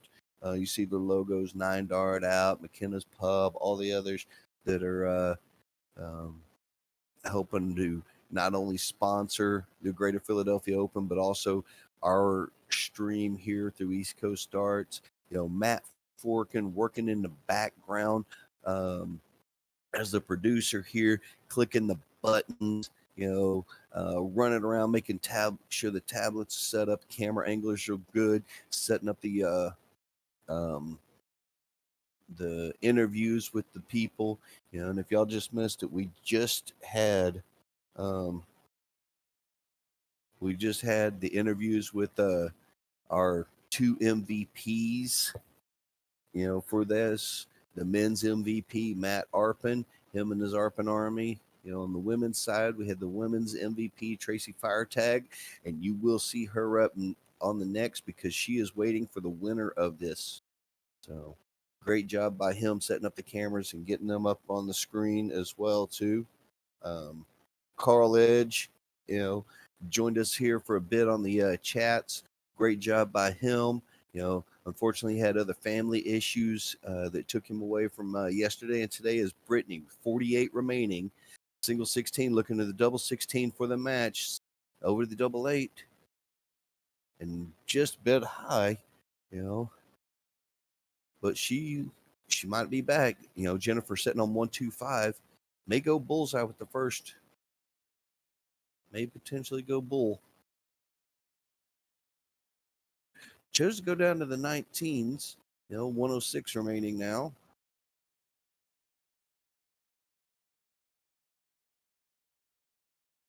I believe that's 86 remaining.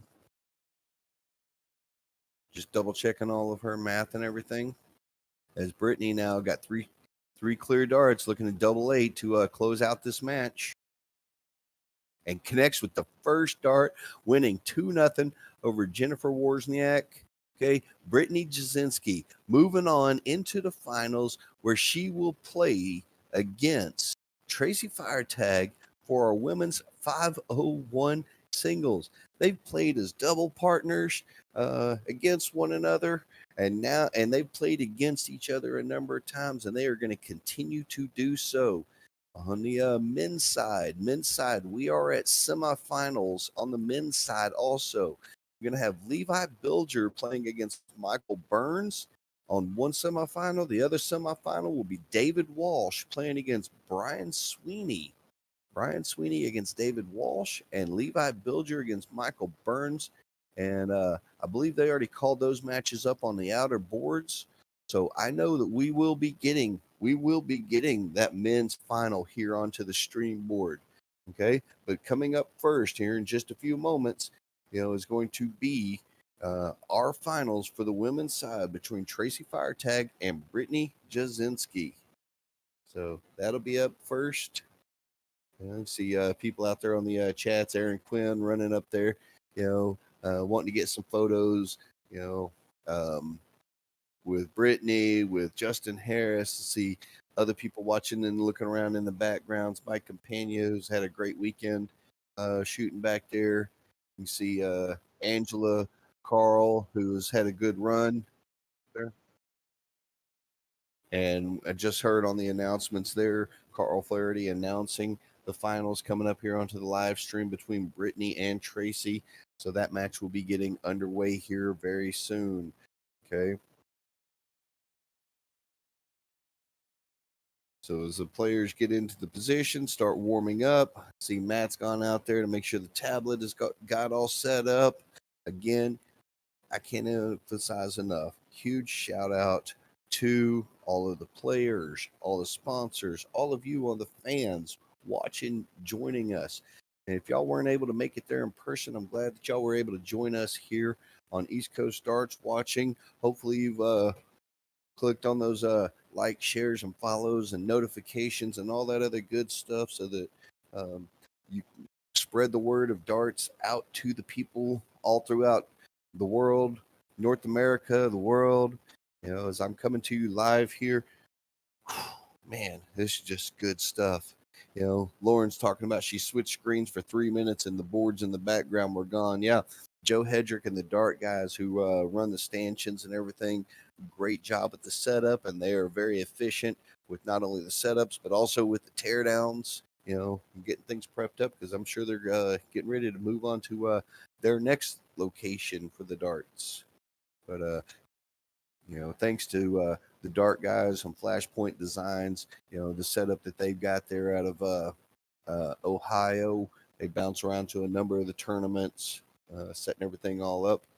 But I can see out on the outer boards, like I said, David Walsh and Brian Sweeney, they are underway. Levi Bilger and Michael Burns are starting to warm up. Those are the two semifinal matches on the men's 501 side. And our women, they're warming up here. Tracy Firetag and Brittany Jasinski getting ready here for the women's finals for 501. These two, like I said, are great friends. They played against each other a number of times. I see Buddy starting to watch with us as well too. Welcome into the chats. As it looks like they are corking up at this time.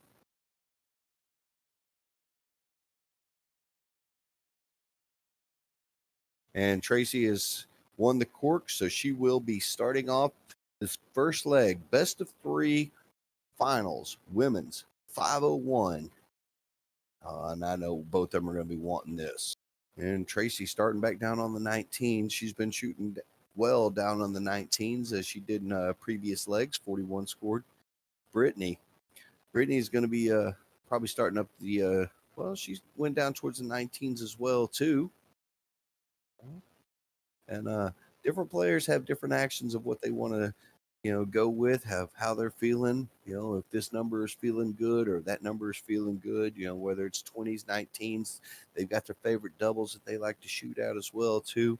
All I know is I am expecting, and I'm sure that y'all are all expecting, nothing but great darts coming from both of them. For everybody out there, Twitch, YouTube, and Facebook, again, thanks for joining us here. I hope y'all have enjoyed your weekend here. I know I've enjoyed mine.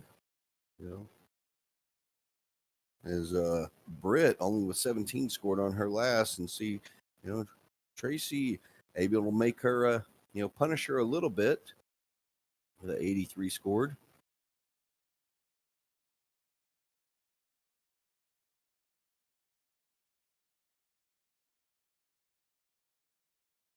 I'll let y'all know also that throughout this, I've had the Facebook feed up to be able to interact with the people on Facebook. Unfortunately, I don't have the Twitch feed up on any of my systems here right now. So if you're chatting in Twitch and I haven't responded to you, I apologize for that. Okay. There's a 83 answer back from Brittany. Tightens the leg up just a touch. But I'm running my little remote setup here, my little apartment in Texas. I'm just glad that I've been able to be a part of this since I couldn't make it in person. For all of my for all my Philadelphia family of darters and stuff like that, appreciate nothing but the love and support that y'all have given me throughout the years. Glad that I'm able, if I can't be there in person, at least I can be here through the remote, because I love talking about the darts and I love presenting it to you. And I'm glad that I'm able to at least still be a little bit a part of it. Miss each and every one of y'all. Maybe next year I might be able to get back up there for the Philly Open. You never know, and to play and possibly commentate. We'll see. But as we're working down, Tracy down to 194, wanting to set this up. Beautiful third dart, 96 scored. We'll leave her first to an out as Brittany is trying to manage that same feat herself, getting down to an out. 60 scored. We'll leave on 155.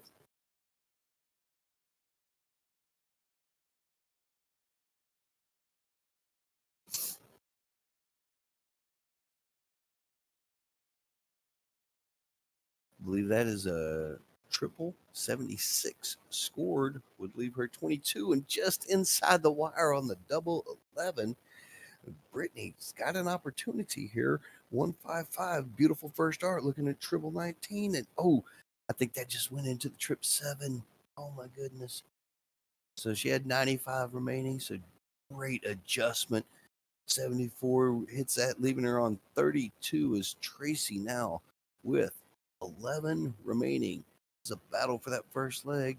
Can't tell if that's a 3 or a 17, but it's a 3, and she connects on the double 4 to take the first leg. Beautiful darts. Missed the double 11, but able to clean it all up as they are now corking again to see who starts the second leg. That was good nip and tuck right there at the end, and that tells you the competitiveness that these two ladies have as they have battled their way through. 58 started, 2 remain. Two titans of the tungsten tussles here battling it out.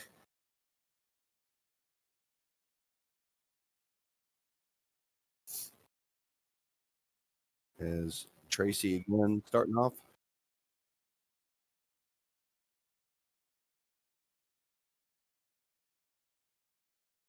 All right.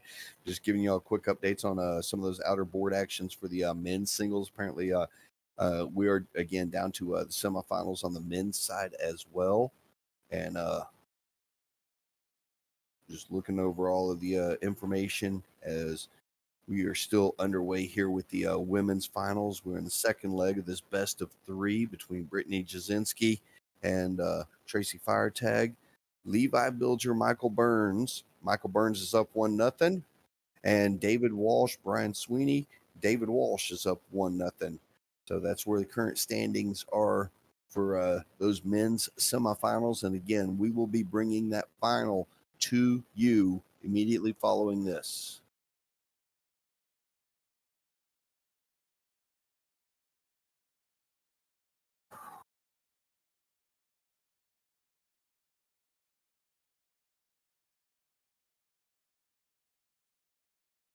Again, Tracy and Brittany here in this second leg. Tracy winning the first one. Only 16 scored there by Tracy. We'll see if Britt can take more advantage of it.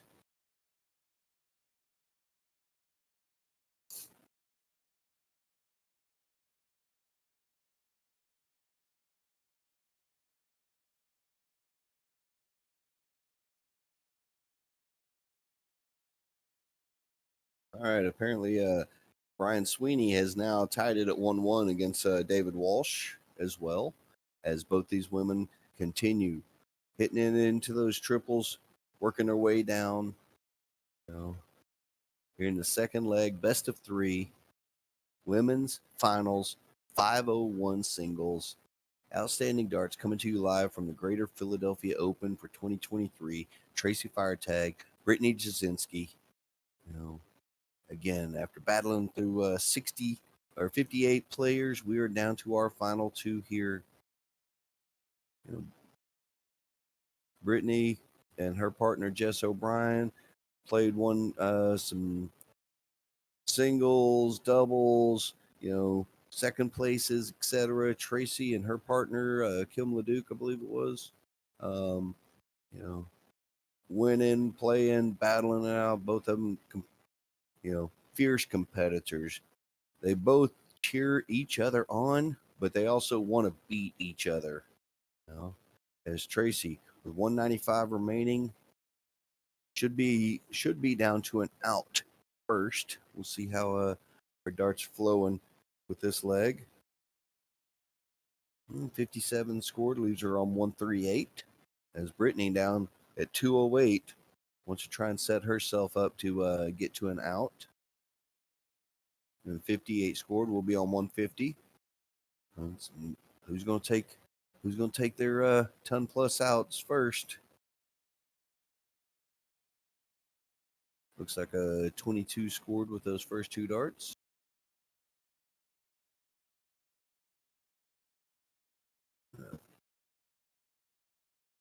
Brittany now.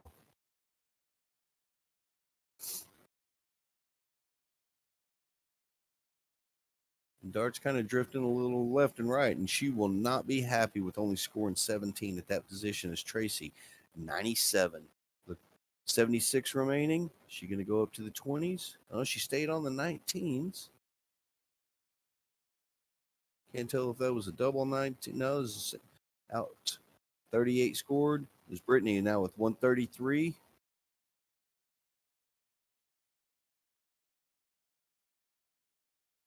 right. All right, Tracy. Tracy's got an opportunity here. 59 remaining. Potentially 19 first start. Ooh, that's a triple looking double one. Looking for a double one. Just outside. It's in. It is in. Okay. My little camera angle is good. And there you have it, ladies and gentlemen. Tracy Firetag is your women's 501 champ, defeating Brittany Jasinski, who scored 2-1 after battling through all of the outstanding, competition up and down. Your MVP right there, Tracy. Congratulations to her. Getting congratulatories from everyone.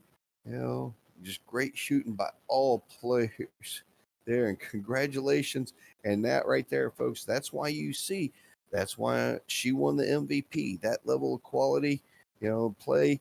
Great run by Brittany, is a second place finish. But I know that she'll wish that she was back up in there to win that title. But a great job by Tracy. Congratulations to her. And just letting you know, David Walsh has defeated Brian Sweeney 2-1. Levi Bilger and Michael Burns, they are locked at one leg each. And I'm going to take a quick little look on the scores. Yep, they are early on in the third leg there. So I know already coming up next on the finals for the men's side for singles 501, David Walsh has made it into the finals. We'll be back here with you in just a few moments as we get ready for our finals on the men's side. Coming to you live from 2023 Greater Philadelphia Open.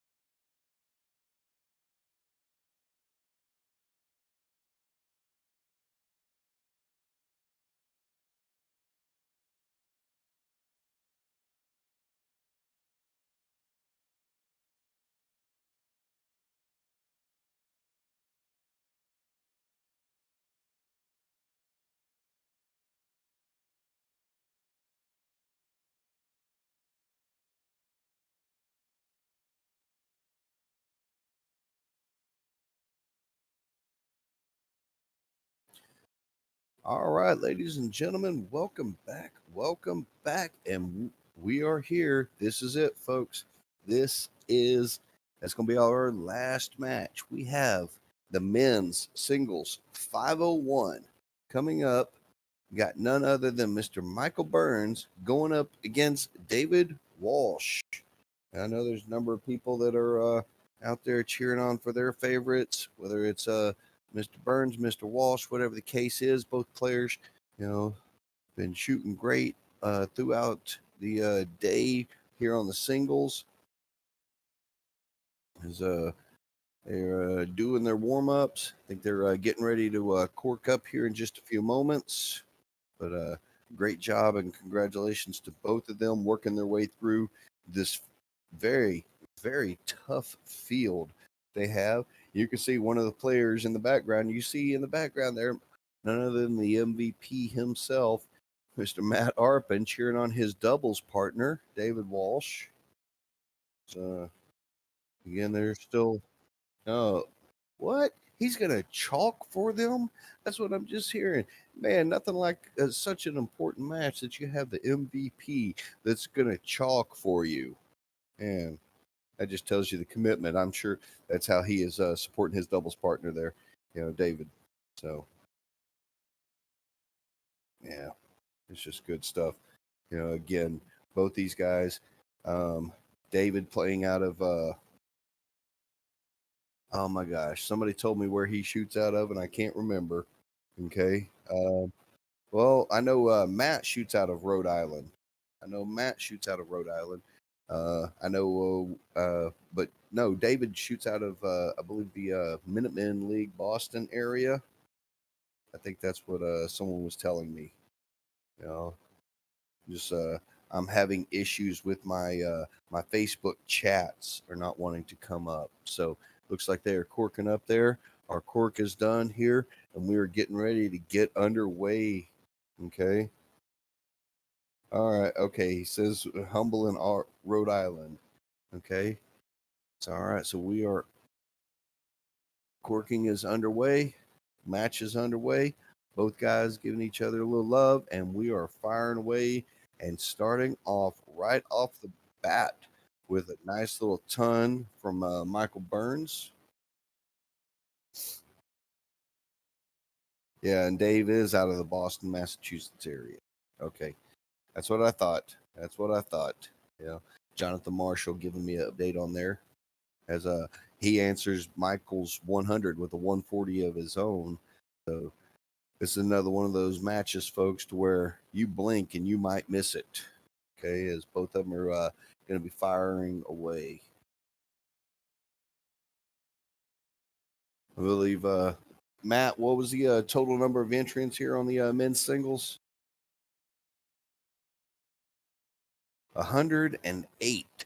108 entrants on today's singles. New York City versus Boston. Okay. That's a very, very common battle, whether it's Burns against Walsh and darts. I don't know if we put them up on the same level as Yankees Red Sox matchup, but both areas are going to have their little bit of pride of who they're cheering for. There's a 125 there from Michael, and yeah, and you're right. I know Michael hasn't played a whole lot competitively lately. Starting to get back into it, but it's still a great shooter there. As he answers that 125, David answers with a 124 of his own. Michael looking to be first down to an out, and he will be following. Oh, beautiful darts right there. 120 scored, 127. We'll set him up with 74 remaining as David not able to go on a 174, but wants to set it up with nice potentials. All right. 50 or 78 scored as Michael with 74 remaining.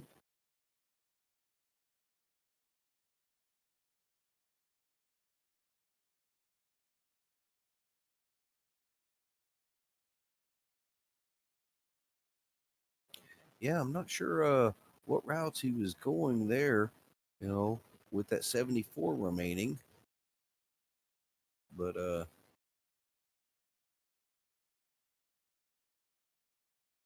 he leaves himself on a double one as David stepping up with 96. Single one. He's going to probably adjust back to the trip 20s. Oh, and just 2 darts clicking over into the one there.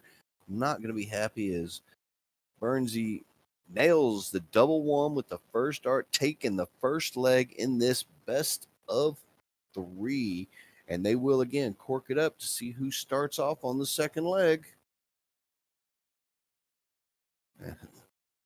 It's a different style with Burns leaving himself on the double one, But again, as I mentioned before, every player's got their own little quirks, their own little things that they're wanting to do. The way that they shoot. As we're getting ready to start leg number 2, Michael Burns is starting it off with after winning this cork.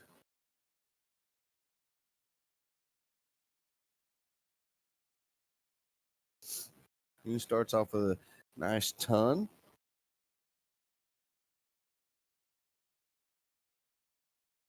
And so far, right now, advantage to New York. First Boston, advantage New York. Michael Burns starting to find that trip 20 with, serious regularity as he kicks in a beautiful 140. Taking advantage of David having a troublous visit. David answers back with a ton of his own. See if Michael's able to continue the pressure. And he does with back-to-back 140s, leaving himself on 1-2-1 after 9. This is high-quality darts. Like I said, people, this game right here, this match, don't blink. You might miss an entire match because darts are flying quick. The scores are getting big, 43 scored there, going to be sitting on 78, and he will be back to take that shot at the 78 as David's still back on 257. And actually, with following that score right there, Michael Burns will have 6 darts for this. Little slack with that second dart. 42 scored. Leaving him on 36, double 18. He will be back to have an opportunity as David trying to work his way down. 60 scored, 154 is Michael stepping up, eyeballing double 18. Outside with that first, just inside, shifting to the double 9. Oh, and just outside, David's got an outside shot, but he's got to find a couple of troubles with these first 2 darts with 154. And he's not going to be able to do it. Just back and forth, just double checking his score. 78 scored there. As Michael Burns looking double 9 inside 3 double 3. Just in leaving himself with 3 scored. Don't know if he'll get another opportunity if David's able to capitalize. 16 looking at tops. And just dropped it low as maybe Michael's intentionally working on leaving that double 1 again. 1. Outside with the second. Oh, man, that one just kicked off the flight, causing it to bust. And David makes him pay, hitting that double 10 on the first dart, and we are going the distance again. We're going all the way. Third leg, they're going to be corking it up, and I know this cork is going to be extremely, extremely important.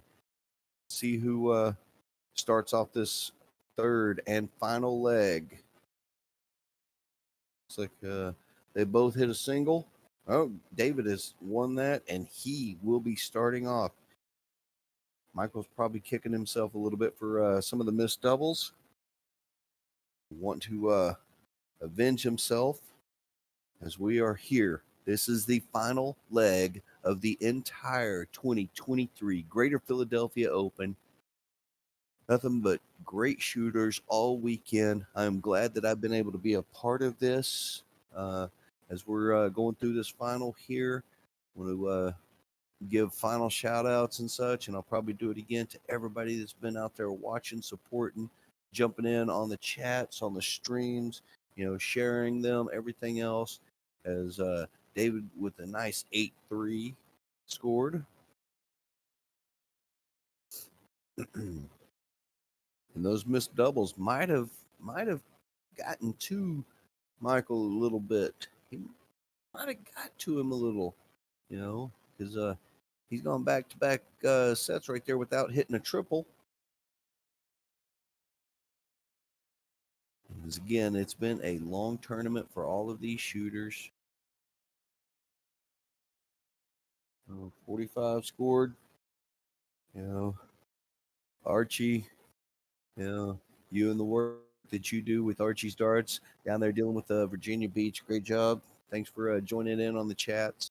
And the pressure might be getting to both of these guys a little bit as we're, as I say that as I was about to say that they're struggling to find the triples.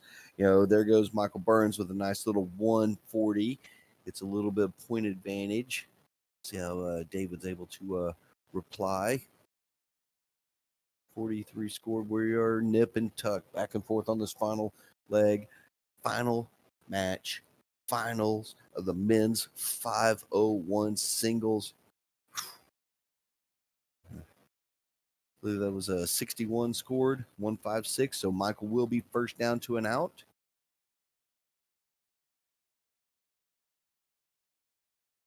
.95 answer from David puts him down to a 152 out. Just below. 60 scored, I believe. See how David handles. He's able to catch these triples with the for a 152. Beautiful first start. Oh, just outside. Wanting to clean it up, set himself up. Michael Burns looking at 96 remaining for the title. 76. Went for the double 18. And double 20 for the title. Holy smokes, ladies and gentlemen. There it is right there. Your finals. Your champ. Oh, my goodness. That right there. That was just beautiful. Went double to take it out. Oh, my goodness. Congratulations. You can see the exasperation on him that he has done right there. Double to take it out. Your champion, men's singles 501, Michael Burns. Outstanding job. The runner-up, David Walsh. They're getting congratulations from everyone. What a great finish to the match. What a great finish to this tournament. It has been nothing but outstanding shooting up and down the line. Whew, Matt, you still with me there, brother? Yeah, as am I. I mean, that was good nip and tuck all the way back and forth, both players. Oh my goodness, man. Well, ladies and gentlemen, I want to thank each and every one of you for joining us, sticking around with us all weekend long here on East Coast Starts as we brought you all this wonderful action from the Greater Philadelphia Open for 2023. Huge shout out to all the winners, all the participants out there, our two MVPs, Matt Arpin and Tracy Firetag, all the different champions and everything. Thank you for coming out. Hope y'all enjoyed your tournament as you play. For all those watching on YouTube, Facebook, Twitch, I want to thank each and every one of you for joining us, putting up with, my commentary and my antics as well. I have thoroughly enjoyed it. Huge shout out to my partner in crime, Matt Forkin. You have no idea the work that he has been doing behind the scenes with the camera angles, everything else up and down the lines. He's just done a phenomenal job that he did. And then also a big shout out to our the tournament staff out there that we've got. And I'm just going to I got to find my messages here. Tournament staff, I want to make sure I get them all. Carl and Gail Flaherty, Ron Marks, Jen Bruni, Ron Marks, Larry Marks, Rick Archangel, the Dart guys for their setup, and those that helped, Colin Rath, Jason Yoder, Kevin Wilkeson, Justin Wood, all the ones that helped with the setup, all the fans that have been going out there. Man, yeah. David getting a bunch of hugs for the year, says Jonathan Marshall. Okay. But huge shout out to the tournament staff, everybody else that's been going. And with that being said, okay, see Joe Hedrick, they're already starting to take down the finals board, everything else. All of our sponsors for not only for us here on East Coast Darts, but the sponsors that helped with the tournament as well too. I want to thank each and every one of them. And with that being said, I hope you enjoyed it. Make sure let your friends know about East Coast Darts. If you've got a dart tournament that you're looking at, reach out to us. We'll be glad to talk with you on it. About the potential of doing a stream. With that being said, for everybody on East Coast Darts, I want to say again, thank you. Y'all have a great day, good night, and good darts.